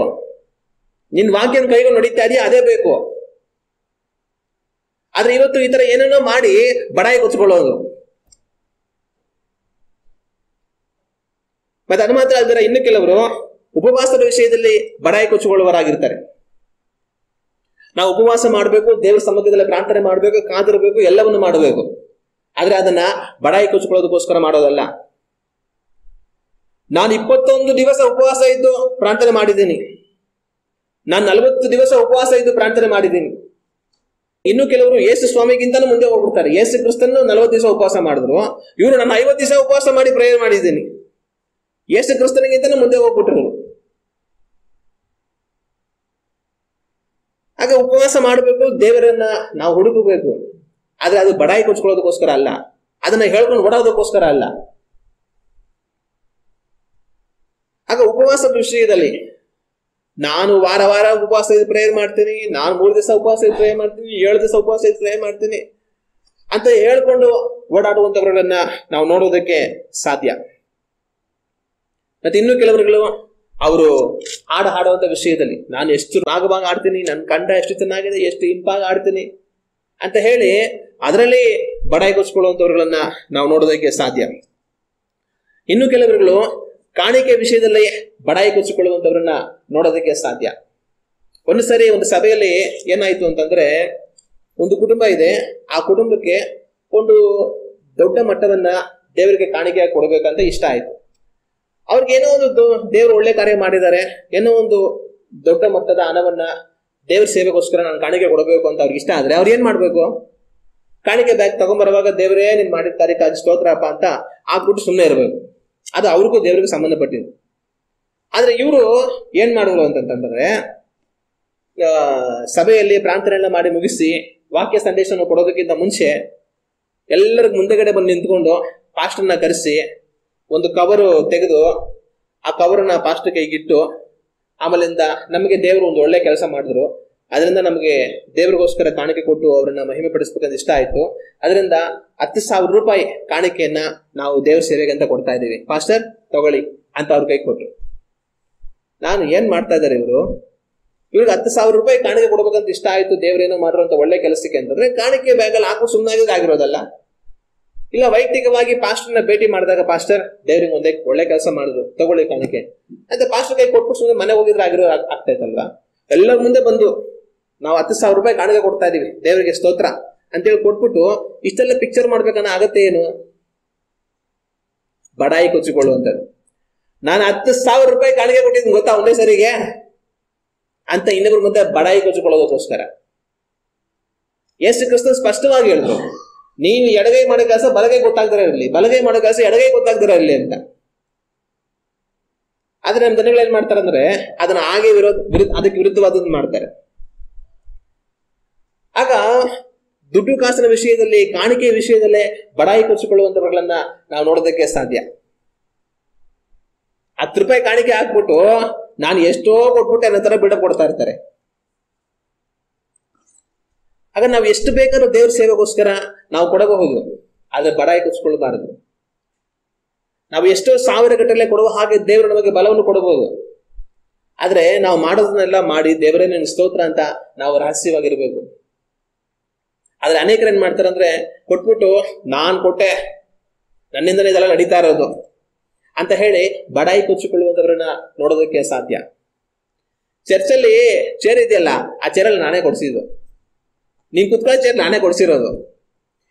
ಪಾಸ್ಟರ್ ಮಾತಾಡುವಾಗ ಎಲ್ಲರಿಗೂ ಕೇಳಿಸುತ್ತಲ್ಲ ಸ್ಪೀಕರ್ ನಾನೇ ಕೊಡ್ಸಿರೋದು. ಮತ್ತೆ ಬೇರೆ ಯಾವುದೇ ಆಗಿರ್ಲಿ ಅದ್ ನಾನೇ ಕೊಡ್ಸಿರೋದು ಬಡಾಯಿ ಕೊಚ್ಚಿಕೊಳ್ಳುವಂತವ್ರಿಗೆ. ಆಗ ನಾವು ದೇವರಿಗೋಸ್ಕರ ಮಾಡಿ ಮೌನವಾಗಿರ್ಬೇಕು. ದೇವರೇ ನಿನ್ ಸ್ತೋತ್ರಪ್ಪ, ಇದನ್ನ ಮಾಡೋದಕ್ಕೆ ಕೃಪೆ ಕೊಟ್ಟೆ ಅಲ್ಲ, ಅದಕ್ಕೆ ಬಲ ಕೊಟ್ಟೆ ಅಲ್ಲ ಅಪ್ಪ, ನೀನು ಕೊಟ್ಟಿಲ್ಲ ಅಂದ್ರೆ ನಮ್ಗೆ ಎಲ್ಲಿಂದ ಬರುತ್ತೆ? ನೀನ್ ನನಗೆ ಕೊಟ್ಟಿದ್ದನ್ನು ನಾನು ನಿಮಗೋಸ್ಕರ ಕೊಟ್ಟಿದ್ದೀನಿ, ದೇವರೇ ನಿಮ್ಮ ನಾಮ ಮಹಿಮೆ ಪಡಲಿ, ನಿಮ್ಮ ರಾಜ್ಯಕ್ಕೆ ಅದು ಪ್ರಯೋಜನ ಆಗ್ಲಿ ಅಂತ ಮಾಡೋದನ್ನ ಮಾಡಿ ಮಾಡದೇ ಇರೋರ ತರ ನಾವ್ ಇರ್ಬೇಕು. ಆದ್ರೆ ಅನೇಕರು ಏನ್ ಮಾಡ್ತಾರೆ, ಮಾಡೋದನ್ನ ಮಾಡಿ ಬಡಾಯಿ ಕೊಚ್ಕೊಳ್ತಾ ಇರ್ತಾರೆ, ಅಥವಾ ಬಡಾಯಿ ಕೊಚ್ಕೊಳ್ಳೋದಕ್ಕೋಸ್ಕರನೇ ಮಾಡ್ತಾರೆ. ನಾವು ಎಚ್ಚರಿಕೆ ಆಗಿರ್ಬೇಕು. ಇನ್ನು ಕೆಲವರು ಬೇರೆಯವ್ರಿಗೆ ಸಹಾಯ ಮಾಡೋ ವಿಷಯದಲ್ಲಿ ಇನ್ನೊಬ್ಬರಿಗೆ ಸಹಾಯ ಮಾಡ್ಬೇಕು ಅನ್ನೋದನ್ನ ದೇವರು ನಮಗೆ ಹೇಳ್ಕೊಟ್ಟಿದ್ದಾರೆ. ಕಷ್ಟದಲ್ಲಿರುವಾಗ, ಅನಾರೋಗ್ಯದಲ್ಲಿರುವಾಗ, ಏನೋ ತೊಂದರೆ ಬಾಧೆಗಳಿರುವಾಗ ದೇವರು ನಮಗೆ ಕೊಟ್ಟಿರುವಂತದ್ದಲ್ಲಿ ನಾವು ನಮ್ಮಿಂದ ಆರೇ ಸಹಾಯವನ್ನು ಮಾಡಬೇಕು. ಅದ್ರ ಸಹಾಯವನ್ನು ಮಾಡಿಬಿಟ್ಟು ಅದ್ರ ವಿಷಯದಲ್ಲಿ ನಾವು ಬಡಾಯಿ ಕೊಚ್ಕೊಳ್ಬಾರದು. ದೇವರಿಗೆ ಮಹಿಮೆ ಆಗಲಿ, ಆ ಕಷ್ಟದಲ್ಲಿರುವಂತವರಿಗೆ ಒಳ್ಳೇದಾಗ್ಲಿ ಅಂತ ನಾವು ಬಯಸ್ಬೇಕು ಹೊರತು ಅದನ್ನ ನಾವು ಹೇಳ್ಕೊಂಡು ನಾನು ಇಂಥ ಕಷ್ಟದಲ್ಲಿ ಅವ್ರು ಕೊಟ್ಟೆ, ನಾನು ಕೊಟ್ಟಿದ್ದಕ್ಕೆ ಅವ್ರಿಗೆ ಎಷ್ಟೋ ಸಹಾಯ ಆಯ್ತು. ಯಾರು ಕೇಳಿದ್ರು ಇದನ್ನೆಲ್ಲ? ಅದ್ರ ಸಹಾಯ ಮಾಡಿ ಬಡಾಯಿ ಕೊಚ್ಚಿಕೊಳ್ಳುವಂತ ಕೆಟ್ಟ ಮನಸ್ಥಿತಿ ಉಳ್ಳಂತ ಜನಗಳಿದ್ದಾರೆ. ಮತ್ತೆ ಇನ್ನು ಕೆಲವ್ರಿಗೆ ಏನಂದ್ರೆ ದೇವರು ಅವರು ಕೊಟ್ಟಿರುವಂತ ಕೃಪಾವರಗಳ ವಿಷಯದಲ್ಲಿ ಬಡಾಯಿ ಕೊಚ್ಚಿಕೊಳ್ಳುವಂತವ್ರು. ನನಗೆ ಪ್ರವಾದನ ವರ ಇದೆ, ನನಗೆ ದರ್ಶನ ಬರುತ್ತೆ, ನಾನ್ ದೇವ್ರ ಸ್ವರವನ್ನು ಕೇಳ್ತೀನಿ, ನನಗೆ ಬಲವಾದ ಅಭಿಷೇಕ ಇದೆ ಅಂತ ಹೇಳಿ ದೇವರು ಅವರು ಕೊಟ್ಟಂತ ಕೃಪಾವರಗಳ ವಿಷಯದಲ್ಲಿ ಬಡಾಯಿ ಕೊಚ್ಚಿಕೊಂಡು ಮಾತಾಡುವಂತವ್ರನ್ನ ನಾವು ನೋಡೋದಕ್ಕೆ ಸಾಧ್ಯ. ನಾನು ಒಂದ್ಸಲಿ ಬಂದು ಪ್ರಾರ್ಥನೆ ಮಾಡ್ಬಿಟ್ರೆ ಮುಗಿದೋಯ್ತು, ನಾನು ಕಾಲು ಇಟ್ಬಿಟ್ರೆ ಮುಗಿದೋಯ್ತು. ನಾವು ಕಾಲಿಟ್ರೇನು ಕೈ ಇಟ್ರೇನು ದೇವ್ರ ಬಂದಲ್ಲಿ ಕ್ರಿಯೆ ಮಾಡಲ್ಲ ಅಂದ್ರೆ ಏನೂ ಆಗೋದಿಲ್ಲ. ಅದು ಕೆಲವ್ರು ಏನಂದ್ರೆ ನಾನ್ ಬಂದು ಕಾಲು ಇಟ್ಬಿಟ್ರೆ ಆ ಮನೆಗೆ ಆಗೋಯ್ತು, ಆ ಮನೆ ಎಲ್ಲಾ ತರ ಚೆನ್ನಾಗಿ ಆಗ್ಬಿಡುತ್ತೆ, ನಾನ್ ಬಂದು ಕೈ ಇಟ್ಟು ಪ್ರೇಯರ್ ಮಾಡ್ಬಿಟ್ರೆ ಮುಗಿದೋಯ್ತು ಅನ್ಕೊಳ್ತಾ ಇರ್ತಾರೆ. ಯೇಸು ಕ್ರಿಸ್ತನ್ ಬಂದ್ ಮಾಡಿದ್ರೆ ಏನಾಗಲ್ಲ, ಇವ್ರು ಬಂದ್ ಮಾಡಿದ್ರೆ ಎಲ್ಲ ಆಗ್ಬಿಡುತ್ತೆ. ಆಗ ತಮಿರುವಂತ ಕೃಪಾ, ಬಲ, ಅಭಿಷೇಕ, ವರಗಳ ವಿಷಯದಲ್ಲಿ ದೇವರು ಅವರನ್ನು ಉಪಯೋಗಿಸುವಂತ ವಿಷಯದಲ್ಲಿ ಬಡಾಯಿ ಕೊಚ್ಚಿಕೊಳ್ಳುವಂತವರುಗಳನ್ನ ನಾವು ನೋಡೋದಕ್ಕೆ ಸಾಧ್ಯ. ಆದ್ರೆ ದೇವರು ನಮಗೆ ಹೆಚ್ಚಿನ ಅಭಿಷೇಕವನ್ನು, ಕೃಪಾವರಗಳನ್ನು, ಬಲವನ್ನು ಕೊಡಲಿ, ನಾವು ಪ್ರಾರ್ಥನೆ ಮಾಡುವಾಗ ಮಹತ್ತಾದ ಕಾರ್ಯಗಳನ್ನ ದೇವರು ಮಾಡಲಿ. ಆದ್ರೆ ಬಡಾಯಿ ಕೊಚ್ಚಿಕೊಳ್ಳೋದಕ್ಕೋಸ್ಕರ ಅಲ್ಲ. ಇನ್ನೊಬ್ಬರ ಕಷ್ಟ ಪರಿಹಾರವಾಗ್ಲಿ, ಇನ್ನೊಬ್ಬರ ಬಾಧೆಗಳು ಹೇಗೆ ಹೋಗ್ಲಿ, ಅವರಿಗೆ ಸಮಾಧಾನ ಉಂಟಾಗ್ಲಿ, ರಕ್ಷಣೆ ಆಗ್ಲಿ, ದೇವರ ರಾಜ್ಯವನ್ನು ಸೇರೋದಕ್ಕೆ ಇನ್ನೊಬ್ರಿಗೆ ಅವಕಾಶ ಆಗಲಿ. ದೇವರೇ ನಿನಗೆ ಸ್ತೋತ್ರ ಅಪ್ಪ, ಈ ಅಲ್ಪನಾಗಿರುವಂತ ನನ್ನನ್ನು ಉಪಯೋಗಿಸಿದ ರೀತಿಗಾಗಿ ದೇವರೇ ನನಗೆ ಸ್ತೋತ್ರ, ನಿಮ್ಮ ನಾಮ ಮಹಿಮೆ ಪಡಲಿ ಸ್ವಾಮಿ ಅಂತ ದೇವರನ್ನು ಮಹಿಮೆ ಪಡಿಸಿ ನಾವು ಮೌನವಾಗಿರಬೇಕು. ಆದ್ರೆ ದೇವರು ನಮಗೆ ಕೊಟ್ಟಿರುವಂತಹ ಕೃಪಾ, ಅಭಿಷೇಕ, ಬಲ, ವರಗಳ ವಿಷಯದಲ್ಲಿ ದೇವರು ನಾವು ಮಾಡುವಂತ ಕಾರ್ಯಗಳ ವಿಷಯದಲ್ಲಿ ಬಡಾಯಿ ಕೊಚ್ಚಿಕೊಳ್ಳುವುದಲ್ಲ. ಅದೇ ರೀತಿ ಬಡಾಯಿ ಕೊಚ್ಚಿಕೊಂಡು ತಿರುಗಾಡುವಂತ ಎಷ್ಟೋ ಜನಗಳು ಇವತ್ತಿದ್ದಾರೆ. ಮತ್ತೆ ಇನ್ನು ಕೆಲವರು ಸಭೆಗೆ ಬರುವಂತ ವಿಷಯದಲ್ಲಿ ಬಡಾಯಿ ಕೊಚ್ಚಿಕೊಳ್ಳುವರಿದ್ದಾರೆ. ನಾನ್ ಸರಿಯಾಗಿ ಪ್ರತಿ ವಾರ ಕರೆಕ್ಟ್ ಟೈಮಿಗೆ ಸಭೆಗೆ ಬಂದ್ಬಿಡ್ತೀನಿ. ಆರಾಧನೆ 9:15 ಶುರುವಾಗುತ್ತೆ ಅಂದ್ರೆ 9:25 ವಾರ ನಾನು ಇರ್ತೀನಿ. ನಮ್ ಪಾಸ್ಟ್ರೇ ಬಂದಿರಲ್ಲ, ಪಾಸ್ಟರ್ ಬರೋಕ್ ಮುಂಚೆ ನಾನು ಬಂದ್ಬಿಟ್ಟಿರ್ತೀನಿ. ಸಭೆಗೆ ಬರೋದು ಸಂತೋಷ, ಆರಾಧನೆ ಕೂಡಿ ಬರಬೇಕು, ಆಸಕ್ತಿಯಿಂದ ಬರಬೇಕು, ತಪ್ಪದೇ ಬರಬೇಕು. ಆದ್ರೆ ಬಡಾಯಿ ಕೊಚ್ಕೊಳ್ಳೋದಕ್ಕೋಸ್ಕರ ಅಲ್ಲ. ದೇವರೇ ನಿಮ್ ಸನ್ನಿಧಿನ ನಾನು ಹುಡುಕಿ ಓಡೋಡಿ ಬಂದಿದ್ದೀನಿ ಸ್ವಾಮಿ ಅಂತ ದೇವರನ್ನ ಮನಪೂರ್ವಕವಾಗಿ ಆರಾಧಿಸಿ ಸ್ತುತಿಸಿ ಪ್ರಾರ್ಥಿಸಿ ನಾವು ದೇವರೇ ಅಂತ ಹೊರಡಬೇಕು. ಆದ್ರೆ ಬಡಾಯಿಗೋಸ್ಕೊಳ್ಳೋದಲ್ಲ. ಆದ್ರೆ ಅನೇಕರು ಏನ್ ಮಾಡ್ತಾರೆ, ನಾನೇ ಮೊದಲು ಬರೋದು ಸಭೆಗೆ, ನಾನೇ ಕಸ ಗುಡಿಸೋದು, ನಾನೇ ಎಲ್ಲ ರೆಡಿ ಮಾಡೋದು ಅಂತ ಹೇಳಿ ಅದರಲ್ಲಿ ಬಡಾಯಿಗೋಸ್ಕೊಳ್ಳುವಂಥವ್ರನ್ನ ನೋಡೋದಕ್ಕೆ ನಾವು ಸಾಧ್ಯ. ಮತ್ತೆ ಇನ್ನು ಕೆಲವರು ಅವ್ರ ಆತ್ಮಗಳನ್ನ ಸಂಪಾದಿಸಿರೋ ವಿಷಯದಲ್ಲಿ ಬಡಾಯಿಗೋಸ್ಕೊಳ್ತಾರೆ. ನಾನು ಎಷ್ಟು ಜನಗಳಿಗೆ ಸುವಾರ್ತೆ ಹೇಳಿದ್ದೇನೆ ಗೊತ್ತಾ, ನಾನು ಎಷ್ಟು ಜನಗಳ ರಕ್ಷಣೆ ತಂದಿದ್ದೇನೆ ಗೊತ್ತಾ, ನನ್ನ ಮುಖಾಂತರ ಎಷ್ಟು ಜನಗಳು ದೇವರ ಹತ್ರ ಬಂದಿದ್ದಾರೆ ಗೊತ್ತಾ. ಜನಗಳಿಗೆ ಸುವಾರ್ತೆ ಹೇಳಿದ ಸಂತೋಷ, ಜನಗಳ ರಕ್ಷಣೆಗೆ ಬಂದಿದ್ದ ಸಂತೋಷ, ದೇವರಿಗೆ ಸ್ತೋತ್ರ. ಆದ್ರೆ ಅದು ನಾವು ಬಡಾಯಿಗೊಳಿಸಿಕೊಳ್ಳೋದಕ್ಕೋಸ್ಕರ ಅಲ್ಲ. ದೇವರು ಒಬ್ಬನನ್ನ ತನ್ನ ಹತ್ತಿರಕ್ಕೆ ಎಳೆದುಕೊಂಡಿಲ್ಲ ಅಂದ್ರೆ ನಾವು ಯಾರನ್ನು ಎಳೆಯೋದಕ್ಕಾಗೋದಿಲ್ಲ. ಆದ್ರೆ ನಾವೇನ್ ಮಾಡ್ತೀವಿ ಅಂದ್ರೆ ನನ್ನಿಂದನೇ ಎಷ್ಟೋ ಜನ ಸುವಾರ್ತೆ ಕೇಳ್ಬಿಟ್ರು, ನನ್ನಿಂದನೇ ಎಷ್ಟೋ ಜನ ರಕ್ಷಣೆ ಬಂದ್ಬಿಟ್ರು, ನಾನೇ ಕಾರಣ ಅನ್ನೋ ತರ ಬಡಾಯಿಗೊಳಿಸ್ಕೊಳ್ತಾ ಇರ್ತೀವಿ. ಅದು ಮಹಾ ತಪ್ಪು. ದೇವರೇ ಅನೇಕರಿಗೆ ಸುವಾರ್ತೆ ಸಾರೋದಕ್ಕೆ ಅವಕಾಶ ಕೊಟ್ಟೆ ನನಗೆ ಸ್ತೋತ್ರ, ಅನೇಕರ ರಕ್ಷಣೆ ಹೊಂದಿದ ಅದಕ್ಕಾಗಿ ದೇವರೇ ನನಗೆ ಸ್ತೋತ್ರ, ಇನ್ನೂ ಅನೇಕರಿಗೆ ಸುವಾರ್ತೆ ಸಾರೋದಕ್ಕೆ ಸಹಾಯ ಮಾಡು, ಇನ್ನೂ ಅನೇಕ ರಕ್ಷಣೆಗೆ ಬರೋ ಹಾಗೆ ದೇವರೇ ನನಗೆ ಅವಕಾಶ ಕೊಡು ಅಂತ ನಾವು ಪ್ರಾರ್ಥನೆ ಮಾಡಬೇಕು. ಅದು ಬಿಟ್ಟು ನನ್ನಿಂದ ಎಷ್ಟು ಜನ ಸುವಾರ್ತೆ ಕೇಳ್ಬಿಟ್ರು, ನನ್ನಿಂದ ಎಷ್ಟು ಜನ ರಕ್ಷಣೆ ಬಂದ್ಬಿಟ್ರು ಅಂತ ಬಡಾಯಿ ಕೊಚ್ಕೊಳ್ಳುವಂತವ್ರಾಗ ಆಗಿ ಅನೇಕರು ಇರ್ತಾರೆ. ಆದ್ರೆ ಅಂತ ಒಂದು ನಡವಳಿಕೆ ನಮ್ಮಲ್ಲಿ ಇರಬಾರ್ದು. ಇನ್ನು ಕೆಲವರಲ್ಲಿ ಎಂತ ಬಡಾಯಿ ಇರುತ್ತೆ ಅಂತಂದ್ರೆ, ಉಪದ್ರವಗಳನ್ನ ಸಹಿಸದೆ ಅವರ ಬಡಾಯಿಯಾಗಿ ಬದಲಾಗಿ ಹೋಗುತ್ತೆ. ನಾನು ಎಷ್ಟು ಕಷ್ಟ ಅನುಭವಿಸಿದ್ದೀನಿ ಗೊತ್ತಾ, ನಾನು ಎಷ್ಟು ಬಾಧೆಗಳು ಅನುಭವಿಸಿದ್ದೀನಿ ಗೊತ್ತಾ, ಎಷ್ಟು ಸರಿ ನಾನು ಪೊಲೀಸ್ ಸ್ಟೇಷನ್ಗೆ ಹೋಗಿದ್ದೀನಿ ಗೊತ್ತಾ, ಎಷ್ಟು ಸರಿ ನನಗೆ ಹೊಡೆದಿದ್ದಾರೆ ಗೊತ್ತಾ, ನನಗೆ ಎಷ್ಟು ಗಾಯ ಮಾಡಿದ್ದಾರೆ ಗೊತ್ತಾ, ಎಷ್ಟೆಲ್ಲಾ ನಾನು ಶ್ರಮೆಯನ್ನು ಅನುಭವಿಸಿದ್ದೀನಿ ಗೊತ್ತಾ, ಎಲ್ಲವನ್ನೂ ನಾನು ಜಯಿಸಿ ಬಂದಿದ್ದೀನಿ. ಕ್ರಿಸ್ತನಿಗೋಸ್ಕರ ಶ್ರಮೆಯನ್ನು ಅನುಭವಿಸುವಂತದ್ದು ಒಳ್ಳೇದೇ, ಪಾಠಗಳನ್ನು ಸಹಿಸಿ ದೇವರಿಗೋಸ್ಕರ ಜೀವಿಸುವಂತದ್ದು ಒಳ್ಳೇದೇ. ಆದ್ರೆ ಅದನ್ನ ಬಡಾಯಿ ಕೊಚ್ಚಿಕೊಳ್ಳೋದಕ್ಕೋಸ್ಕರ ಉಪಯೋಗಿಸಬಾರದು. ಎಷ್ಟೋ ಪಾಠಗಳು ಎದುರಾಯಿತು, ಎಷ್ಟೋ ಸಂಕಟ ಎದುರಾಯಿತು, ಎಷ್ಟೋ ಕಷ್ಟಗಳು ಎದುರಾಯಿತು. ಆದ್ರೆ ಇವೆಲ್ಲವುಗಳ ಮಧ್ಯದಲ್ಲಿ ಆತನಿಗೋಸ್ಕರವಾಗಿ ಸಾಕ್ಷಿಯಾಗಿ ಜೀವಿಸುವಂತೆ, ಆತನ ಚಿತ್ತವನ್ನು ಮಾಡುವಂತೆ ದೇವರ ಕೃಪೆಯನ್ನು ಕೊಟ್ಟರು, ಬಲವನ್ನು ಕೊಟ್ಟರು, ದೇವರಿಗೆ ಸ್ತೋತ್ರ ಅಂತ ಹೇಳಿ ನಾವು ದೇವರನ್ನ ಮಹಿಮೆ ಪಡಿಸಬೇಕು. ಆದ್ರೆ ಅದನ್ನ ಇಟ್ಕೊಂಡು ನಾವು ಬಡಾಯಿ ಕೊಚ್ಕೊಂಡು ಓಡಾಡುವಂಥದ್ದಲ್ಲ. ಆದ್ರೆ ಈ ರೀತಿ ಅನೇಕರು ಏನ್ ಮಾಡ್ತಾರೆ, ಆತ್ಮೀಯವಾದ ವಿಷಯಗಳಲ್ಲಿ ಬಡಾಯಿ ಕೊಚ್ಚಿಕೊಂಡು ಓಡಾಡುವಂತವ್ರನ್ನ ನಾವು ನೋಡೋದಕ್ಕೆ ಸಾಧ್ಯ. ಆದ್ರೆ ಈ ವಾಕ್ಯವನ್ನ ನಾವು ಧ್ಯಾನ ಮಾಡುವಂತ ಸಮಯದಲ್ಲಿ ನಮ್ಮನ್ನು ನಾವು ಯೋಚನೆ ಮಾಡಿ ನೋಡಬೇಕು. ನಾವು ಯಾವ ತರ ಇದ್ದೀವಿ? ಲೌಕಿಕವಾದ ಕಾರ್ಯಕ್ಕೆ ಸಂಬಂಧಪಟ್ಟಂತ ಯಾವುದೋ ಒಂದು ವಿಷಯದಲ್ಲಿ, ಆತ್ಮೀಯವಾದ ಕಾರ್ಯಕ್ಕೆ ಸಂಬಂಧಪಟ್ಟಂತ ಯಾವುದೋ ಒಂದು ವಿಷಯದಲ್ಲಿ ಒಂದು ವೇಳೆ ನಮ್ಮಲ್ಲಿ ಬಡಾಯಿ ಕೊಚ್ಚಿಕೊಳ್ಳುವಂತ ಒಂದು ಮನೋಭಾವ ಇದೆಯಾ? ನಾವು ಯೋಚನೆ ಮಾಡೋಣ. ಆದ್ರೆ ಒಂದು ವೇಳೆ ಅಂತ ಮನೋಭಾವ ಇದ್ರೆ ನಾವು ಮನೆ ತಿರುಗಬೇಕು. ಬಡಾಯಿ ಕೊಚ್ಚಿಕೊಳ್ಳುವುದಕ್ಕೋಸ್ಕರವಾಗಿ ಅಲ್ಲ, ದೇವರ ನಾಮವನ್ನು ಮಹಿಮೆ ಪಡಿಸುವುದಕ್ಕೋಸ್ಕರವಾಗಿ ನಾವು ಜೀವಿಸುವವರಾಗಿರಬೇಕು. ಹಲ್ಲೆಲೂಯಾ. ದೇವರ ವಾಕ್ಯ ನಮಗೆ ಏನ್ ಹೇಳುತ್ತೆ? ನಾವು ದೇವರ ವಾಕ್ಯವನ್ನು ಓದಿ ನೋಡುವಾಗ ಯಾಕೋಬನ ಬರೆದಂತ ಪತ್ರಿಕೆ 4ನೇ ಅಧ್ಯಾಯ 13ನೇ ವಾಕ್ಯದಿಂದ ನಾವು ಓದುತ್ತಾ ಹೋಗೋಣ. ಈ ಹೊತ್ತು ಇಲ್ಲವೇ ನಾಳೆ ನಾವು ಇಂಥ ಪಟ್ಟಣಕ್ಕೆ ಹೋಗಿ ಅಲ್ಲಿ 1 ವರ್ಷವಿದ್ದು ವ್ಯಾಪಾರವನ್ನು ಮಾಡಿ ಲಾಭವನ್ನು ಸಂಪಾದಿಸುತ್ತೇವೆ ಅನ್ನುವವರೇ ಕೇಳಿರಿ. ನಾಳೆ ಏನಾಗುವುದೋ ನಿಮಗೆ ತಿಳಿಯದು. ನಿಮ್ಮ ಜೀವಮಾನವು ಎಂಥದ್ದು? ನೀವು ಸ್ವಲ್ಪ ಹೊತ್ತು ಕಾಣಿಸಿಕೊಂಡು ಆಮೇಲೆ ಕಾಣದೆ ಹೋಗುವ ಹಬೆಯಂತಿರುತ್ತೀರಿ. ಆದುದರಿಂದ ನೀವು ಅಂತ ಮಾತನ್ನು ಬಿಟ್ಟು ದೇವರ ಚಿತ್ತವಾದರೆ ನಾವು ಬದುಕಿ ಈ ಕೆಲಸವನ್ನಾಗಲಿ ಆ ಕೆಲಸವನ್ನಾಗಲಿ ಮಾಡುವೆವು ಎಂದು ಹೇಳಬೇಕು. ಹೀಗೆ ಹೇಳದೆ ನೀವು ಅಹಂಭಾವದಿಂದ ಹೊಗಳಿಕೊಳ್ಳುತ್ತೀರಿ. ಅಂತ ಹೊಗಳಿಕೆ ಎಲ್ಲ ಕೆಟ್ಟದ್ದೇ. ಇಲ್ಲಿ ಯಾಕೋಬನು ಪತ್ರಿಕೆ ಬರೀತಾ ಏನ್ ಹೇಳ್ತಾರೆ ಅಂದ್ರೆ, ಈ ರೀತಿಯಾಗಿ ಮಾತಾಡೋ ಜನಗಳಿರ್ತಾರೆ. ಹೆಂಗೆ ಅಂತಂದ್ರೆ, ನಾನು ಇಂಥ ಒಂದು ಊರಿಗೆ ಹೋಗ್ಬಿಟ್ಟು 1 ವರ್ಷ ಅಲ್ಲಿದ್ದು ಚೆನ್ನಾಗಿ ಕೆಲಸ ಮಾಡಿ ದುಡಿದು ತುಂಬಾ ದುಡ್ಡು ಮಾಡಿ ಅದೆಲ್ಲ ತಗೊಂಡ್ ಬಂದು ಚೆನ್ನಾಗಿರ್ತೀನಿ ನಾನು ಅಂತ ಹೆಮ್ಮೆಯಿಂದ ಗರ್ವದಿಂದ ಮಾತಾಡ್ಕೊಳ್ಳುವಂಥವ್ರು ಇರ್ತಾರೆ. ಆಗ ಆ ರೀತಿ ಮಾತಾಡುವಂಥವ್ರ ವಿಷಯದಲ್ಲಿ ಯಾಕೋಬ ಏನ್ ಹೇಳ್ತಾನೆ ಅಂತಂದ್ರೆ, ನಿಮ್ಮ ಜೀವಮಾನ ಎಂಥದ್ದು ಯೋಚನೆ ಮಾಡಿ. ನೀವು ನೀರಿನ ಹಬೆ ಅಂತಿದ್ದೀರಿ. ನೀರು ಕಾಯಿಸುವಾಗ ಬಿಸಿ ನೀರಿಂದ ಹಬೆ ಬರುತ್ತೆ. ಆ ಹಬೆ ಎಷ್ಟೊತ್ತಿರುತ್ತೆ? ಹಿಂಗ್ ಬರುತ್ತೆ, ಹಂಗೆ ಹೋಗ್ಬಿಡುತ್ತೆ, ಹಂಗೆ ಮಾಯ ಆಗ್ಬಿಡುತ್ತೆ, ಕಣ್ಣಿಗೆ ಕಾಣಿಸೋದಿಲ್ಲ. ಅದು ಮನುಷ್ಯ ಕೂಡ ಅದೇ ತರನೇ. ಇವಾಗಿರುವಂತ ಮನುಷ್ಯ ಇನ್ನೊಂದು ಕ್ಷಣಕ್ಕಿಲ್ಲ.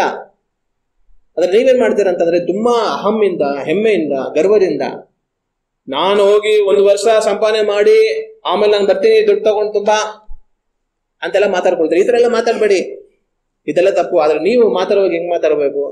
ಒಂದು ವೇಳೆ ದೇವರ ಚಿತ್ತವಾಗಿದ್ರೆ ನಾನು ಹೋಗಿ ಇಂಥ ಒಂದು ಕೆಲಸವನ್ನು ಅಂತ ಒಂದು ಕೆಲಸವನ್ನು ಯಾವುದೋ ಒಂದು ಕೆಲಸ ಮಾಡಿ ನಾನು ಜೀವನ ಮಾಡ್ತೀನಿ ಅಂತ ಹೇಳಿ ನಿಮ್ಮನ್ನು ನೀವು ತಗ್ಗಿಸಿಕೊಂಡು ನೀವು ಮಾತಾಡಿ. ಆದ್ರೆ ನೀವೇನ್ ಮಾಡ್ತೀರಾ? ಅದನ್ನ ಬಿಟ್ಟು ನಿಮ್ಮನ್ನು ಹೆಚ್ಚಿಸ್ಕೊಂಡು ಅಹಮ್ಮಿನಿಂದ ನೀವು ಮಾತಾಡ್ತೀರಾ ಅಂತ ಹೇಳಿ, ಹೀಗೆ ಹೇಳದೆ ನೀವು ಅಹಂಭಾವದಿಂದ ಹೊಗಳಿಕೊಳ್ಳುತ್ತೀರಿ ಅಂತ ಹೊಗಳಿಕೆ ಎಲ್ಲ ಕೆಟ್ಟದ್ದೇ. ಅಂದ್ರೆ ಅಹಂಭಾವದಿಂದ ಹೊಗಳಿಕೊಳ್ತಾರೆ ಅಂತಂದ್ರೆ ಬಡಾಯಿ ಕೊಚ್ಕೊಳ್ಳೋರು. ನಾನು ಹೋಗಿ ಹಂಗ್ ಮಾಡ್ಬಿಡ್ತೀನಿ, ಹಿಂಗ್ ಮಾಡ್ಬಿಡ್ತೀನಿ, ಆ ಸಂಪಾದನೆ ಮಾಡ್ಬಿಡ್ತೀನಿ, ಮಾಡ್ಬಿಡ್ತೀನಿ, ನನಗೆ ತುಂಬಾ ಬುದ್ಧಿ ಇದೆ, ನಮ್ಗೆ ತುಂಬಾ ತಿಳುವಳಿಕೆ ಇದೆ, ನಾನು ಹೆಂಗ್ ಮಾಡ್ತೀನಿ ನೋಡೋ ಅಂತ ಹಿಂಗೆಲ್ಲ ಬಡಾಯಿ ಕೊಚ್ಕೊಂಡ್ ಬದುಕಬೇಡಿ. ದೇವ್ರ ಚಿತ್ತವಾಗಿದ್ರೆ ನಾನು ಹೋಗಿ ಏನೋ ಮಾಡಿ ನಾನು ಬರ್ತೀನಿ, ದೇವರಿಗೆ ಸ್ತೋತ್ರ ಅಂತ ನಿಮ್ಮನ್ನು ತಗ್ಗಿಸ್ಕೊಂಡು ನೀವು ಮಾತನಾಡುವಂತವರಾಗಿರಬೇಕು ಅಂತ ಯಾಕೋಬನು ಬರೆಯುವಂಥದ್ದನ್ನ ನಾವು ಕಾಣ್ತೇವೆ. ಮತ್ತೆ ಅದು ಮಾತ್ರ ಅಲ್ದಿರ ದೇವರ ವಾಕ್ಯನ ಓದುವಾಗ ಜ್ಞಾನೋಕ್ತಿಗಳ ಪುಸ್ತಕ 27ನೇ ಅಧ್ಯಾಯ ವಾಕ್ಯಗಳು 1 ಮತ್ತು 2 ಓದಿ ನೋಡಿದರೆ ಈ ವಾಕ್ಯಗಳಲ್ಲಿ ಈ ರೀತಿಯಾಗಿದೆ. ನಾಳೆ ಎಂದು ಕೊಚ್ಚಿಕೊಳ್ಳಬೇಡ, ಒಂದು ದಿನದೊಳಗೆ ಏನಾಗುವುದು ನನಗೆ ತಿಳಿಯದು. ನಿನ್ನನ್ನು ನೀನೇ ಹೊಗಳಿಕೊಳ್ಳಬೇಡ, ಮತ್ತೊಬ್ಬನು ಹೊಗಳಿದರೆ ಹೊಗಳಲಿ. ಆತ್ಮಸ್ತುತಿ ಬೇಡ, ಪರನು ನಿನ್ನನ್ನು ಸ್ತುತಿಸಿದರೆ ಸ್ತುತಿಸಲಿ. ಇಲ್ಲಿ ಜ್ಞಾನಿ ಹೇಳುವಂತ ಮಾತೇನಂದ್ರೆ, ನಾಳೆ ಎಂದು ಕೊಚ್ಚಿಕೊಳ್ಳಬೇಡ. ಕೆಲವರು ತುಂಬಾ ಕೊಚ್ಕೊಂಡು ನಾಳೆ ಹಂಗ್ ಮಾಡ್ಬಿಡ್ತೀನಿ, ಹಿಂಗ್ ಮಾಡ್ಬಿಡ್ತೀನಿ ಅಂತೆಲ್ಲ ಹೇಳ್ಕೊಳ್ತಾರೆ. ಆದ್ರೆ ನಾಳೆ ಬಗ್ಗೆ ನೀವು ಕೊಚ್ಕೊಳ್ಬೇಡಿ. ಒಂದು ದಿನದೊಳಗೆ ಏನಾಗುವುದು ನಮಗೆ ತಿಳಿಯೋದು. ಒಂದ್ ದಿವಸದಲ್ಲಿ ಏನಾಗುತ್ತೆ ಅಂತ ಗೊತ್ತಿಲ್ಲ. ನೀನ್ ನಾಳೆ 6 ತಿಂಗಳು ವರ್ಷ ಏನ್ ಮಾಡ್ತೀನಿ ನಾನು ನೋಡು ಅಂತೆಲ್ಲ ಬಡಾಯಿ ಕೊಚ್ಕೊಂಡು ಬದುಕಬೇಡ. ಹಂಗಲ್ಬಿಟ್ಟು ನಿನ್ನನ್ನು ನೀನೇ ಹೊಗಳಿಕೊಳ್ಳಬೇಡ. ಈ ಬಡಾಯಿ ಕೊಚ್ಚಿಕೊಳ್ಳುವಂತವ್ರು ಮಾಡೋ ಕೆಲಸ ಏನಂದ್ರೆ ಅವ್ರನ್ನ ಅವರು ಹೊಗಳಿಕೊಳ್ಳೋದೇ ಅವ್ರ ಕೆಲಸ. ಆಗ ದೇವ್ರ ವಾಕ್ಯ ಹೇಳುತ್ತೆ, ನಿನ್ನನ್ನು ನೀನು ಹೊಗಳಿಕೊಳ್ಳಬೇಡ, ಮತ್ತೊಬ್ಬನು ಹೊಗಳಿದರೆ ಹೊಗಳಲಿ. ನೀನ್ ಮಾಡಿರುವಂತ ಕೆಲಸಕ್ಕೆ ಬೇರೆಯವ್ರಿಗೆ ಯಾರೋ ಹೊಗಳೋದು ಇಷ್ಟ ಇದೆ, ಅವ್ರು ಹೊಗಳ್ಕೊಳ್ಳಿ. ಆದ್ರೆ ನಿನ್ನನ್ನು ನೀನು ಹೊಗಳಿಕೊಳ್ಳಬೇಡ. ಆತ್ಮಸ್ತುತಿ ಬೇಡ. ಆತ್ಮಸ್ತುತಿ ಅಂದ್ರೆ ನಮ್ಮನ್ನು ನಾವೇ ಹೊಗಳಿಕೊಳ್ಳುವಂಥದ್ದು. ಆತ್ಮಸ್ತುತಿ ಬೇಡ, ಪರನು ನಿನ್ನನ್ನು ಸ್ತುತಿಸಿದರೆ ಸ್ತುತಿಸಲಿ. ಬೇರೆಯವರು ನಿನ್ನನ್ನು ಹೊಗಳ್ತಾರ, ಹೊಗಳ್ಕೊಳ್ಳಿ, ಆದ್ರೆ ನೀನ್ ಅದನ್ನ ಮಾಡಬೇಡ ಅಂತ ದೇವರ ವಾಕ್ಯ ನಮಗೆ ಹೇಳುತ್ತೆ. ಅದು ಮಾತ್ರ ಅಲ್ದರ ಕೊರಿಂಥರಿಗೆ ಬರೆದಂತ 1ನೇ ಪತ್ರಿಕೆ 4ನೇ ಅಧ್ಯಾಯ 7ನೇ ವಾಕ್ಯ ನಾವು ಓದುವಾಗ ಈ ರೀತಿಯಾಗಿದೆ. ನಿನಗೂ ಇತರರಿಗೂ ತಾರತಮ್ಯ ಮಾಡಿದವರು ಯಾರು? ದೇವರಿಂದ ಹೊಂದದಿರುವಂತದ್ದು ನಿನ್ನಲ್ಲಿ ಒಂದಾದರೂ ಉಂಟೋ? ಹೊಂದಿದ ಮೇಲೆ ಹೊಂದದವನಂತೆ ನೀನು ಯಾಕೆ ಹಿಗ್ಗುತ್ತಿ? ಇಲ್ಲಿ ಪೌಲ ಪತ್ರವನ್ನು ಬರೀತ ಏನ್ ಹೇಳ್ತಾನೆ ಅಂತಂದ್ರೆ, ದೇವರಿಂದ ಹೊಂದದಿರುವಂತದ್ದು ನಿನ್ನಲ್ಲಿ ಒಂದಾದರೂ ಉಂಟೋ? ಎಲ್ಲ ಬಡಾಯಿ ಕೊಚ್ಚಿಕೊಳ್ಳುವವನೇ, ನಾನು ಹಂಗೆ ನಾನು ಹಿಂಗೆ ಅಂತ ಹೇಳಿ ದೊಡ್ಡದಾಗಿ ಮಾತಾಡ್ಕೊಳ್ಳುವವನೇ, ದೇವರಿಂದ ಹೊಂದದಿರುವಂತದ್ದು ನಿನ್ನ ಹತ್ರ ಏನಾದ್ರೂ ಉಂಟೋ? ನೀನ್ ತುಂಬಾ ಬಡಾಯಿ ಕೊಚ್ಕೊಂತೀಯಲ್ಲ, ನನಗೆ ದುಡ್ಡು ಕಾಸು ಅಷ್ಟು, ನನಗೆ ಜ್ಞಾನ ವಿವೇಕ ತಿಳುವಳಿಕೆ ಇಷ್ಟು, ನಾನು ಮಾಡಿರೋ ಸಾಧನೆಗಳು ಹಂಗೆ ಹಿಂಗೆ, ನಾನು ಹಿಂಗೆ ಅಂತ ಬಡಾಯಿ ಕೊಚ್ಕೊಂತೀಯಲ್ಲ, ದೇವರಿಂದ ಹೊಂದದಿರುವಂತದ್ದು ನಿನ್ನ ಹತ್ರ ಏನಾದ್ರೂ ಇದೆಯಾ ಅಂತ ಹೇಳ್ಬಿಟ್ಟು, ಹೊಂದಿದ ಮೇಲೆ ಹೊಂದದವನಂತೆ ನೀನು ಯಾಕೆ ಹಿಗ್ಗುತ್ತಿ? ಅಂದ್ರೆ ನಿನ್ನಲ್ಲಿ ಏನೇ ಇರ್ಬೋದು ಅದೆಲ್ಲ ದೇವರು ಕೊಟ್ಟಿರೋದೆ. ದೇವರು ಕೊಡದೇ ಇರುವಂತದ್ದು ನಿನ್ನ ಹತ್ರ ಏನು ಸಹ ಇಲ್ಲ. ಆದ್ರೆ ನೀನ್ ದೇವರಿಂದ ಎಲ್ಲವನ್ನು ಹೊಂದಿ ನೀನೇನ್ ಮಾಡ್ತಾ ಇದೀಯಾ? ನಿನ್ನ ಏನೋ ದೊಡ್ಡ ವ್ಯಕ್ತಿನ ತರ ಬಡಾಯಿ ಕೊಚ್ಕೊಂತಾ ಇದೀಯಾ. ಆದ್ರೆ ಜ್ಞಾಪಕ ಇಟ್ಟು ಅದೆಲ್ಲ ದೇವ್ರು ಕೊಟ್ಟಿರುವಂತದ್ದು ಅಂತ ಹೇಳ್ಬಿಟ್ಟು, ಆದ್ರೆ ನೀನೇನ್ ಮಾಡ್ತಾ ಇದೀಯ? ದೇವರಿಂದ ಹೊಂದಿ ಅದನ್ನ ದೇವರಿಂದ ನಾನು ಪಡೆದಿಲ್ವೇನೋ, ಎಲ್ಲ ನಾನೇ ಮಾಡಿದಿನೇನೋ ಅನ್ನೋ ತರ ಹಿಗ್ಗುತ್ತಾ ಇದ್ದೀಯಾ, ಬಡಾಯಿ ಕೊಚ್ಕೊಂಡು ತಿರುಗಾಡ್ತಾ ಇದೀಯಾ ಅಂತ ಬೈಯೋದನ್ನ ನಾವು ದೇವರ ವಾಕ್ಯದಲ್ಲಿ ಕಾಣ್ತೀವಿ. ಆಗ ದೇವರ ವಾಕ್ಯ ನಮ್ಗೆ ಹೇಳೋದೆಲ್ಲ ಏನಂತಂದ್ರೆ, ನಾವು ಬಡಾಯಿ ಕೊಚ್ಚಿಕೊಳ್ಳುವಂತವರಾಗಿ ಇರಬಾರದು. ನಮ್ಮ ಬಗ್ಗೆ ನಾವು ತುಂಬಾ ದೊಡ್ಡ ಮಾತಾಡ್ಕೊಂಡು, ನಮ್ಮನ್ನು ನಾವು ಹೆಚ್ಚಿಸ್ಕೊಂಡು, ನಮ್ಮನ್ನು ನಾವು ಮಹಿಮೆ ಪಡಿಸಿಕೊಳ್ಳುವಂತವರುಗಳಾಗಿ ಯಾವತ್ತೂ ಸಹ ಇರಬಾರದು. ನಾವೇನೇ ಆಗಿದ್ರು ಅದೆಲ್ಲ ದೇವರದೆಲ್ಲ ಬಂತು, ದೇವರಿಗೆ ಸ್ತೋತ್ರ ಅಂತ ದೇವರನ್ನು ಮಹಿಮೆ ಪಡಿಸುವವರಾಗಿ ಇರಬೇಕು. ಹಲ್ಲೆಲೂಯ. ಇವತ್ತು ನಾವು ಯಾವ ತರ ಇದ್ದೀವಿ ಅನ್ನೋದನ್ನ ಯೋಚನೆ ಮಾಡಿ ನೋಡೋಣ. ಅಪೊಸ್ತಲನಾಗಿರುವಂತ ಪೌಲನು ಹೇಳುವಂತ ಮಾತು, ಕಡೇ ಕಾಲಗಳಲ್ಲಿ ಮನುಷ್ಯರು ಯಾವ ರೀತಿಯಾಗಿರ್ತಾರೆ? ಬಡಾಯಿ ಕೊಚ್ಚಿಕೊಳ್ಳುವವರಾಗಿ ಇರ್ತಾರೆ. ಆದ್ರೆ ನಾನು ನೀವು ಆ ರೀತಿಯಾಗಿರಬಾರದು. ದೇವರು ನಮ್ಮನ್ನ ಏನೇ ಮಾಡಿದ್ದರು, ನಮಗೆ ಏನೇ ಬಲ ಸಾಮರ್ಥ್ಯಗಳನ್ನು ದೇವರು ಕೊಟ್ಟಿದ್ದರು, ಯಾವುದೇ ಸ್ಥಾನಮಾನಗಳನ್ನು ದೇವರು ಇಟ್ಟಿದ್ದರೂ ಸಹ ಎಲ್ಲವೂ ದೇವರ ಕೃಪೆ. ದೇವರೇ ನನಗೆ ಸ್ತೋತ್ರ ಅಂತ ದೇವರನ್ನ ಮಹಿಮೆ ಪಡಿಸಿ ನಾವು ತಾಳ್ಮೆಯಿಂದ ದೀನರಾಗಿ ನಡೆಯುವಂತವರುಗಳಾಗಿರಬೇಕು. ಎಲ್ಲವುಗಳಿಗೂ ದೇವರನ್ನ ಮಹಿಮೆ ಪಡಿಸುವವರಾಗಿರಬೇಕು. ನಮ್ಮ ಕರ್ತನಾದ ಯೇಸು ಕ್ರಿಸ್ತನನ್ನ ಘನಪಡಿಸುವವರಾಗಿರಬೇಕು. ಆದ್ರೆ ನಮ್ಮನ್ನು ನಾವು ಯಾವತ್ತೂ ಹೆಚ್ಚಿಸಿಕೊಳ್ಳುವುದೋ, ನಮ್ಮನ್ನು ನಾವು ಬಡಾಯಿ ಕೊಚ್ಚಿಕೊಳ್ಳುವಂತ ಕೆಲಸವನ್ನ ಯಾವತ್ತೂ ಸಹ ಮಾಡಲೇಬಾರದು. ಹಲ್ಲೆಲೂಯ. ನಾವು ದೇವರ ವಾಕ್ಯವನ್ನ ಓದಿ ನೋಡುವಾಗ ಪ್ರಕಟಣೆ ಪುಸ್ತಕ 13ನೇ ಅಧ್ಯಾಯ ವಾಕ್ಯಗಳು 4 ಮತ್ತು 5 ಓದಿ ನೋಡಿದರೆ ಈ ವಾಕ್ಯಗಳಲ್ಲಿ ಈ ರೀತಿಯಾಗಿದೆ. ಘಟಸರ್ಪನು ಆ ಮೃಗಕ್ಕೆ ಅಧಿಕಾರವನ್ನು ಕೊಟ್ಟವನಾದ್ದರಿಂದ ಅವರು ಆ ಘಟಸರ್ಪನಿಗೆ ನಮಸ್ಕಾರ ಮಾಡುವವರಾದರು. ಇದಲ್ಲದೆ ಆ ಮೃಗಕ್ಕೂ ನಮಸ್ಕಾರ ಮಾಡಿ, ಈ ಮೃಗಕ್ಕೆ ಸಮಾನರು ಯಾರು? ಇದರ ಮೇಲೆ ಯುದ್ಧ ಮಾಡುವುದಕ್ಕೆ ಯಾರು ಶಕ್ತರು ಅಂದರು. ಬಡಾಯಿ ಮಾತುಗಳನ್ನು, ದೂಷಣೆಯ ಮಾತುಗಳನ್ನು ಆಡುವ ಬಾಯಿ ಅದಕ್ಕೆ ಕೊಡಲ್ಪಟ್ಟಿತ್ತು. ಇಲ್ಲಿ ಅಂತ್ಯಕ್ರಿಸ್ತನ ಕುರಿತಾಗಿ ಬರೆಯಲ್ಪಟ್ಟಿದೆ. ಒಂದು ಮೃಗ ಅಂತ ಬರೆಯಲ್ಪಟ್ಟಿದೆ. ಆ ಮೃಗ ಯಾವುದು ಅಂದ್ರೆ ಅಂತ್ಯಕ್ರಿಸ್ತನು. ಘಟಸರ್ಪನು ಆ ಮೃಗಕ್ಕೆ ಅಧಿಕಾರವನ್ನು ಕೊಡ್ತಾನೆ. ಅಂದ್ರೆ ಸೈತಾನನು ಅಂತ್ಯಕ್ರಿಸ್ತನಿಗೆ ಭೂಮಿಯ ಮೇಲೆ ಆಳ್ವಿಕೆ ಮಾಡೋದಕ್ಕೆ ಅಧಿಕಾರವನ್ನು ಕೊಡ್ತಾನೆ. ಆಗ ಆ ಅಂತ್ಯಕ್ರಿಸ್ತನು ಏನಾಗಿರ್ತಾನೆ ಅಂತಂದ್ರೆ ಬಡಾಯಿ ಮಾತುಗಳನ್ನು, ದೂಷಣೆಯ ಮಾತುಗಳನ್ನು ಆಡುವ ಬಾಯಿ ಅದಕ್ಕೆ ಕೊಡಲ್ಪಟ್ಟಿತ್ತು. ಆಗ ಅಂತ್ಯಕ್ರಿಸ್ತನು ಎಂತವನಾಗಿರ್ತಾನೆ? ಬಡಾಯಿ ಕೊಚ್ಚಿಕೊಳ್ಳುವಂತ ಬಾಯುಳ್ಳವನಾಗಿ ಅವನಿರ್ತಾನೆ ಅಂತ ದೇವರ ವಾಕ್ಯದಲ್ಲಿ ಬರೆಯಲ್ಪಟ್ಟಿದೆ.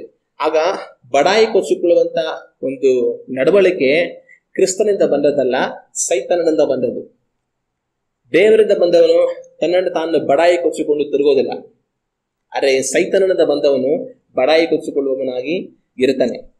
ಅಂತ್ಯಕ್ರಿಸ್ತನ ಕುರಿತಾಗಿ ಈ ರೀತಿಯಾಗಿ ಬರೆಯಲ್ಪಟ್ಟಿದೆ. ಅದಕ್ಕೆ ಬಡಾಯಿ ಕೊಚ್ಚಿಕೊಳ್ಳುವಂತ ಬಾಯಿ ಇರುತ್ತದೆ ಎಂಬುದಾಗಿ. ಇನ್ನು ನಮ್ಮ ಕರ್ತನಾದ ಯೇಸು ಕ್ರಿಸ್ತನ ವಿಷಯವಾಗಿ ಏನ್ ಬರೆಯಲ್ಪಟ್ಟಿದೆ? ನಾವು ದೇವರ ವಾಕ್ಯವನ್ನು ಓದುವಾಗ ಮತ್ತಾಯನ ಬರೆದ ಸುವಾರ್ತೆ 12ನೇ ಅಧ್ಯಾಯ ವಾಕ್ಯಗಳು 16ರಿಂದ ನಾವು ಓದಿ ನೋಡಿದರೆ ಈ ವಾಕ್ಯಗಳಲ್ಲಿ ಈ ರೀತಿಯಾಗಿದೆ. ಅನೇಕರು ಆತನ ಹಿಂದೆ ಹೋದರು. ಆತನು ಅವರೆಲ್ಲರನ್ನೂ ಸ್ವಸ್ಥ ಮಾಡಿ ತಾನು ಇಂಥವನೆಂಬುದಾಗಿ ಯಾರಿಗೂ ಪ್ರಕಟಿಸಬಾರದೆಂದು ಅವರಿಗೆ ಖಂಡಿತವಾಗಿ ಹೇಳಿದನು. ಹೀಗೆ ಯೆಶಾಯನೆಂಬ ಪ್ರವಾದಿಯ ಮುಖಾಂತರ ಹೇಳಿಸಿರುವ ಮಾತು ನೆರವೇರಿತು. ಅದೇನೆಂದರೆ, ಇಗೋ ನನ್ನ ಸೇವಕನು, ಈತನನ್ನು ನಾನು ಆರಿಸಿಕೊಂಡೆನು, ಈತನು ನನಗಿಷ್ಟನು, ನನ್ನ ಪ್ರಾಣ ಪ್ರಿಯನು, ಈತನಲ್ಲಿ ನನ್ನ ಆತ್ಮವನ್ನು ಇರಿಸುವೆನು. ಈತನು ಅನ್ಯ ಜನಗಳಿಗೂ ನ್ಯಾಯವಿಧಿಯನ್ನು ಸಾರುವನು. ಈತನು ಜಗಳವಾಡುವುದಿಲ್ಲ, ಕೂಗಾಡುವುದಿಲ್ಲ. ಬೀದಿಗಳಲ್ಲಿ ಈತನ ಧ್ವನಿಯು ಯಾರಿಗೂ ಕೇಳಿಸುವುದಿಲ್ಲ. ಜಜ್ಜಿದ ದಂಟನ್ನು ಮುರಿದು ಹಾಕದೆಯೋ, ಆರಿ ಹೋಗುತ್ತಿರುವ ದೀಪವನ್ನು ನಂದಿಸದೆಯೋ ನ್ಯಾಯವನ್ನು ದಿಗ್ವಿಜಯಕ್ಕಾಗಿ ಕಳುಹಿಸಿಕೊಡುವನು. ಅನ್ಯ ಜನರು ಈತನ ಹೆಸರನ್ನು ಕೇಳಿ ನಿರೀಕ್ಷೆಯಿಂದ ಇರುವರು. ಹಲ್ಲೆಲೂಯಾ. ಇಲ್ಲಿ ನಮ್ಮ ಕರ್ತನಾದ ಯೇಸು ಕ್ರಿಸ್ತನ ನಡವಳಿಕೆ ಯಾವ ತರ ಇದೆ ಅಂತ ಬರೆಯಲ್ಪಟ್ಟಿದೆ. ಆತನು ಯಾವ ರೀತಿಯಾಗಿರ್ತಾರೆ? ಆತನು ಜಗಳ ಆಡುವುದಿಲ್ಲ, ಕೂಗಾಡುವುದಿಲ್ಲ. ಬೀದಿಗಳಲ್ಲಿ ಆತನ ಧ್ವನಿಯು ಯಾರಿಗೂ ಕೇಳಿಸುವುದೇ ಇಲ್ಲ. ಆದ್ರೆ ಆತನು ಏನ್ ಮಾಡ್ತಾರೆ? ಮುಂದುವರಿಸಿ, ಜಜ್ಜಿದ ದಂಟನ್ನ ಮುರಿದು ಹಾಕದೆ, ಆರಿ ಹೋಗುತ್ತಿರುವಂತ ದೀಪವನ್ನು ನಂದಿಸದೆ, ನ್ಯಾಯವನ್ನು ದಿಗ್ವಿಜಯಕ್ಕಾಗಿ ಕಳುಹಿಸಿಕೊಡುವನು. ಯೇಸು ಕ್ರಿಸ್ತನ ಏನ್ ಮಾಡಿದ್ರು? ಮಹತ್ತಾದ ಕಾರ್ಯಗಳು ಮಾಡಿದ್ರು. ಯೇಸು ಕ್ರಿಸ್ತನ ಮುಖಾಂತರವಾಗಿ ದೇವರು ಮಾಡಿದ ಕಾರ್ಯಗಳು ತುಂಬಾ ಆಶ್ಚರ್ಯಕರವಾಗಿತ್ತು. ಮನುಷ್ಯರು ಎಂದೂ ನೋಡದಿರುವಂತ ಕಾರ್ಯಗಳನ್ನ ಯೇಸು ಕ್ರಿಸ್ತನ್ ಮಾಡಿದ್ರು. ನೀರ ಮೇಲೆ ಯಾವ ಮನುಷ್ಯ ನಡ್ಕೊಂಡ್ ಬರಕಾಗುತ್ತೆ? ಯೇಸು ಕ್ರಿಸ್ತನು ನೀರಿನ ಮೇಲೆ ನಡೆದು ಬರುವಂತದನ್ನ ನಾವು ಕಾಣ್ತೇವೆ. ಸಮುದ್ರವನ್ನು ಅಲೆಯನ್ನು ಗದರಿಸಿ ಸುಮ್ಮನೆ ಇರುವಂತ ಯಾರು ಹೇಳಕ್ಕಾಗತ್ತೆ? ಅದೇ ಅಲ್ಲೋಲ ಕಲ್ಲೋಲವಾದ ಸಮುದ್ರವನ್ನು ಗದರಿಸಿ ಒಂದೇ ಮಾತಿನಲ್ಲಿ ಬಿರುಗಾಳಿಯನ್ನ, ಅಲೆಗಳನ್ನ ಅವರು ಶಾಂತಪಡಿಸುವುದನ್ನ ನಾವು ಕಾಣ್ತೇವೆ. ಆತನು ಬೆಟ್ಟದ ಮೇಲೆ ಹೋಗಿರುವಾಗ ರೂಪಾಂತರದ ಬೆಟ್ಟದ ಮೇಲೆ ಸೂರ್ಯನ ರೀತಿಯಲ್ಲಿ ಅವರು ಪ್ರಕಾಶವನ್ನು ಹೊಂದಿದರು ಎಂಬುದಾಗಿ ದೇವರ ವಾಕ್ಯದಲ್ಲಿದೆ. ಮನುಷ್ಯ ಆ ರೀತಿ ಆಗೋದಕ್ಕೆ ಯಾವ ರೀತಿ ಸಾಧ್ಯ? ಯೇಸು ಕ್ರಿಸ್ತನು ಎಷ್ಟೋ ಕಾರ್ಯಗಳು ಮಾಡಿದ್ರು. ಅದು ಮನುಷ್ಯನ ತಿಳುವಳಿಕೆಗೆ ಮೀರಿದ್ದು, ಮನುಷ್ಯನ ಶಕ್ತಿಗೆ ಮೀರಿದ ಮಹತ್ ಕಾರ್ಯಗಳನ್ನ ಅವ್ರು ಮಾಡಿದ್ರು. ಆದ್ರೆ ಇಷ್ಟೆಲ್ಲ ಮಾಡಿ ಯೇಸು ಕ್ರಿಸ್ತನ ಯಾವತ್ತೂ ಅವ್ರನ್ನ ಅವರು ಹೊಗಳಿಕೊಂಡು, ಅವರನ್ನ ಅವರು ಹೆಚ್ಚಿಸಿಕೊಂಡು, ನೋಡ್ದಾ ನಾನ್ ಪ್ರಾರ್ಥನೆ ಮಾಡಿದೆ ಹೆಂಗಾಯ್ತು, ನೋಡ್ದಾ ನಾನ್ ಬಂದೆ ಹೆಂಗಾಯ್ತು, ಹಂಗಾಯ್ತು ಹಿಂಗಾಯ್ತು ಅಂತ ಯಾವತ್ತೂ ಹೇಳ್ಕೊಂಡಿಲ್ಲ. ಆದ್ರೆ ಅವ್ರು ಇನ್ನೂ ಏನ್ ಮಾಡ್ತಾ ಇದ್ರು ಅಂದ್ರೆ, ಮಾಡೋದೆಲ್ಲ ಮಾಡಿ ಮೌನವಾಗಿದ್ದು ಇನ್ನೂ ಮಾಡಬೇಕಾಗಿರುವ ಕಾರ್ಯಗಳನ್ನ ನೋಡಿ ಅವ್ರು ಹೋಗ್ತಾ ಇದ್ರು. ಜಜ್ಜಿಗೆ ಹೋಗಿರುವಂತ ದಂಟು ಎಷ್ಟೋ ಇದೆ, ಆರಿ ಹೋಗುತ್ತಿರುವಂತ ದೀಪಗಳು ಎಷ್ಟೋ ಇದೆ. ಆ ಜಜ್ಜಿಗೆ ಹೋಗಿರುವಂತ ದಂಡನ್ನು ಮುರಿದು ಹಾಕದೆ ಅದನ್ನ ಕಟ್ಟಬೇಕು. ಆರಿ ಹೋಗ್ತಾ ಇರುವಂತ ದೀಪಗಳು ಆರಿ ಹೋಗದ ಹಾಗೆ ಅದನ್ನ ಬೆಳಗಿಸಬೇಕಂತ ಅಳಿಯುತ್ತಿರುವಂತಹ, ಬಾಧೆ ಪಟ್ಟಿರುವಂತಹ, ನಾಶನಕ್ಕೆ ಒಳಗಾಗಿರುವಂತ ಜನಗಳನ್ನ ನೋಡಿ ಅವ್ರ ಮುಂದೆ ಹೋಗ್ತಾ ಇದ್ರೆ ಹೊರತು ತಾನು ಇದುವರೆಗೂ ಮಾಡಿರುವಂತದನ್ನ ತಗೊಂಡು ಹೊಗಳಿಕೊಂಡು ತಮ್ಮನ್ನ ಬಡಾಯಿ ಕೊಚ್ಚಿಕೊಂಡು ಯೇಸು ಕ್ರಿಸ್ತನ ನಡೆಯುವಂತವರುಗಳಾಗಿ ಇರಲಿಲ್ಲ. ಇನ್ನೂ ಯೇಸು ಕ್ರಿಸ್ತನು ಅವ್ರು ಮಾಡೋದನ್ನೆಲ್ಲ ಮಾಡಿ ಜನಗಳಿಗೆ ಅವ್ರು ಹೇಳದ ಮಾತು, ಯಾರಿಗೂ ಹೇಳಬೇಡಿ, ಯಾರಿಗೂ ಹೇಳಬೇಡಿ, ಯಾರಿಗೂ ಹೇಳಬೇಡಿ. ಕಾರಣ ಆತನು ಬಡಾಯಿ ಕೊಚ್ಚಿಕೊಳ್ಳುವವನಲ್ಲ. ಹಲ್ಲೆಲೂಯಾ. ದೇವರ ನಾಮನ ಮಹಿಮೆಗೋಸ್ಕರವಾಗಿ, ಇನ್ನೊಬ್ಬರ ಪ್ರಯೋಜನಾರ್ಥವಾಗಿ ಎಲ್ಲವನ್ನೂ ಅವರು ಮಾಡಿದ್ರು. ಆದ್ರೆ ಬಡಾಯಿ ಕೊಚ್ಚಿಕೊಳ್ಳೋದಕ್ಕೋಸ್ಕರವಾಗಿ ಅಲ್ಲ. ಅದರಿಂದ ಯಾರಿಗೂ ಹೇಳಬೇಡಿ, ಯಾರಿಗೂ ಹೇಳಬೇಡಿ ಅಂತ ಹೇಳಿ ಹೇಳಿ ಜನಗಳನ್ನ ಅವ್ರು ಕಳುಹಿಸಿಕೊಡುವಂಥದ್ದನ್ನ ನಾವು ಕಾಣ್ತೇವೆ. ನಾನು ನೀವು ಅನುಸರಿಸಬೇಕಾಗಿರುವಂಥದ್ದು ಯೇಸು ಕ್ರಿಸ್ತನನ್ನ. ಯೇಸು ಕ್ರಿಸ್ತನಲ್ಲಿ ಬಡಾಯಿ ಕೊಚ್ಚಿಕೊಳ್ಳುವಂತ ಸ್ವಭಾವ ಇರಲಿಲ್ಲ. ಆದ್ರೆ ದೀನನಾಗಿ ಮಾಡೋದನ್ನೆಲ್ಲ ಮಾಡಿ ಎಲ್ಲವನ್ನು ಅಡಗಿಸಿಕೊಂಡು ತಾನು ತಗ್ಗಿಸಿಕೊಂಡು ನಡೆಯುವಂತಹ ಸ್ವಭಾವವುಳ್ಳವರಾಗಿ ಯೇಸು ಕ್ರಿಸ್ತನ ಜೀವಿಸಿದರು. ಹಲ್ಲೆಲೂಯಾ. ನಾನು ನೀವು ಆ ರೀತಿಯಾಗಿ ಜೀವಿಸುವಂತವರಾಗಿ ಇರಬೇಕು. ಆದ್ರೆ ಬಡಾಯಿ ಕೊಚ್ಚಿಕೊಳ್ಳುವಂತ ಸ್ವಭಾವ ಯಾರದು? ಸೈತಾನನದು. ಸೈತಾನದ ಬಂದ ಅಂತ್ಯಕ್ರಿಸ್ತನು ಬಡಾಯಿ ಕೊಚ್ಚಿಕೊಳ್ಳುವವನಾಗಿರ್ತಾನೆ ಅಂತ ದೇವರ ವಾಕ್ಯದಲ್ಲಿ ಬರೆಯಲ್ಪಟ್ಟಿದೆ. ಇವತ್ತು ನಾನು ನೀವು ಒಂದು ವೇಳೆ ಬಡಾಯಿ ಕೊಚ್ಚಿಕೊಳ್ಳುವವರಾಗಿದ್ದೇವೆ ಅಂತಂದ್ರೆ ನಾವು ದೇವರಿಂದ ಬಂದವರಲ್ಲ, ಸೈತಾನದಿಂದ ಪ್ರೇರೇಪಿಸಲ್ಪಡ್ತಾ ಇದ್ದೀವಿ ಅನ್ನೋದನ್ನ ನಾವು ತಿಳ್ಕೊಳ್ಬೇಕು. ಆದ್ರೆ ದೇವರ ನಾಮದ ಮಹಿಮೆಗೋಸ್ಕರವಾಗಿ, ಇನ್ನೊಬ್ಬರ ಪ್ರಯೋಜನಾರ್ಥವಾಗಿ ಮಾಡೋದನ್ನೆಲ್ಲ ಮಾಡಿ ನಮ್ಮನ್ನು ತಗ್ಗಿಸಿಕೊಂಡು ಯಾರಿಗೂ ತಿಳಿಯದವರಾಗಿ ನಾವು ನಡೆಯುತ್ತಾ ಇದ್ದರೆ ನಾವು ಯೇಸು ಕ್ರಿಸ್ತನನ್ನು ಅನುಸರಿಸ್ತಾ ಇದ್ದೇವೆ ಎಂಬುದಾಗಿ ಅರ್ಥ. ಹಲ್ಲೆಲೂಯಾ. ಆ ರೀತಿಯಾಗಿ ಜೀವಿಸುವುದಕ್ಕೆ ದೇವರು ನಮಗೆ ಸಹಾಯವನ್ನು ಮಾಡಲಿ. ಈ ಲೋಕವನ್ನ ನಾವು ನೋಡುವಾಗ ಈ ಲೋಕ ಬಡಾಯಿತನದಿಂದ ತುಂಬಿ ಹೋಗಿದೆ. ಮನುಷ್ಯರು ತಮ್ಮನ್ನು ತಾವು ಕೊಚ್ಚಿಕೊಳ್ಳುವುದರಲ್ಲಿ, ತಮ್ಮನ್ನು ತಾವು ಹೆಚ್ಚಿಸಿಕೊಳ್ಳುವುದರಲ್ಲಿ, ತಮ್ಮನ್ನು ತಾವು ಮಹಿಮೆ ಪಡಿಸುವುದರಲ್ಲಿ ತುಂಬಾ ಆಸಕ್ತರಾಗಿದ್ದಾರೆ. ಆದ್ರೆ ಇಂಥ ಕಾಲಘಟ್ಟಗಳಲ್ಲಿ ವಾಸ ಮಾಡುವಂತ ನಾನು ನೀವು ಯಾವ ರೀತಿಯಾಗಿದ್ದೇವೆ ಅನ್ನೋದನ್ನ ನಾವು ಯೋಚನೆ ಮಾಡಿ ನೋಡೋಣ. ನಾವೆಲ್ಲ ಎದ್ದು ನಿಂತು ಕಣ್ಣುಗಳನ್ನು ಮುಚ್ಚಿ ನಮ್ಮ ಕರ್ತನಾದ ದೇವರನ್ನು ನೋಡಿ ನಾವು ಪ್ರಾರ್ಥನೆ ಮಾಡೋಣ.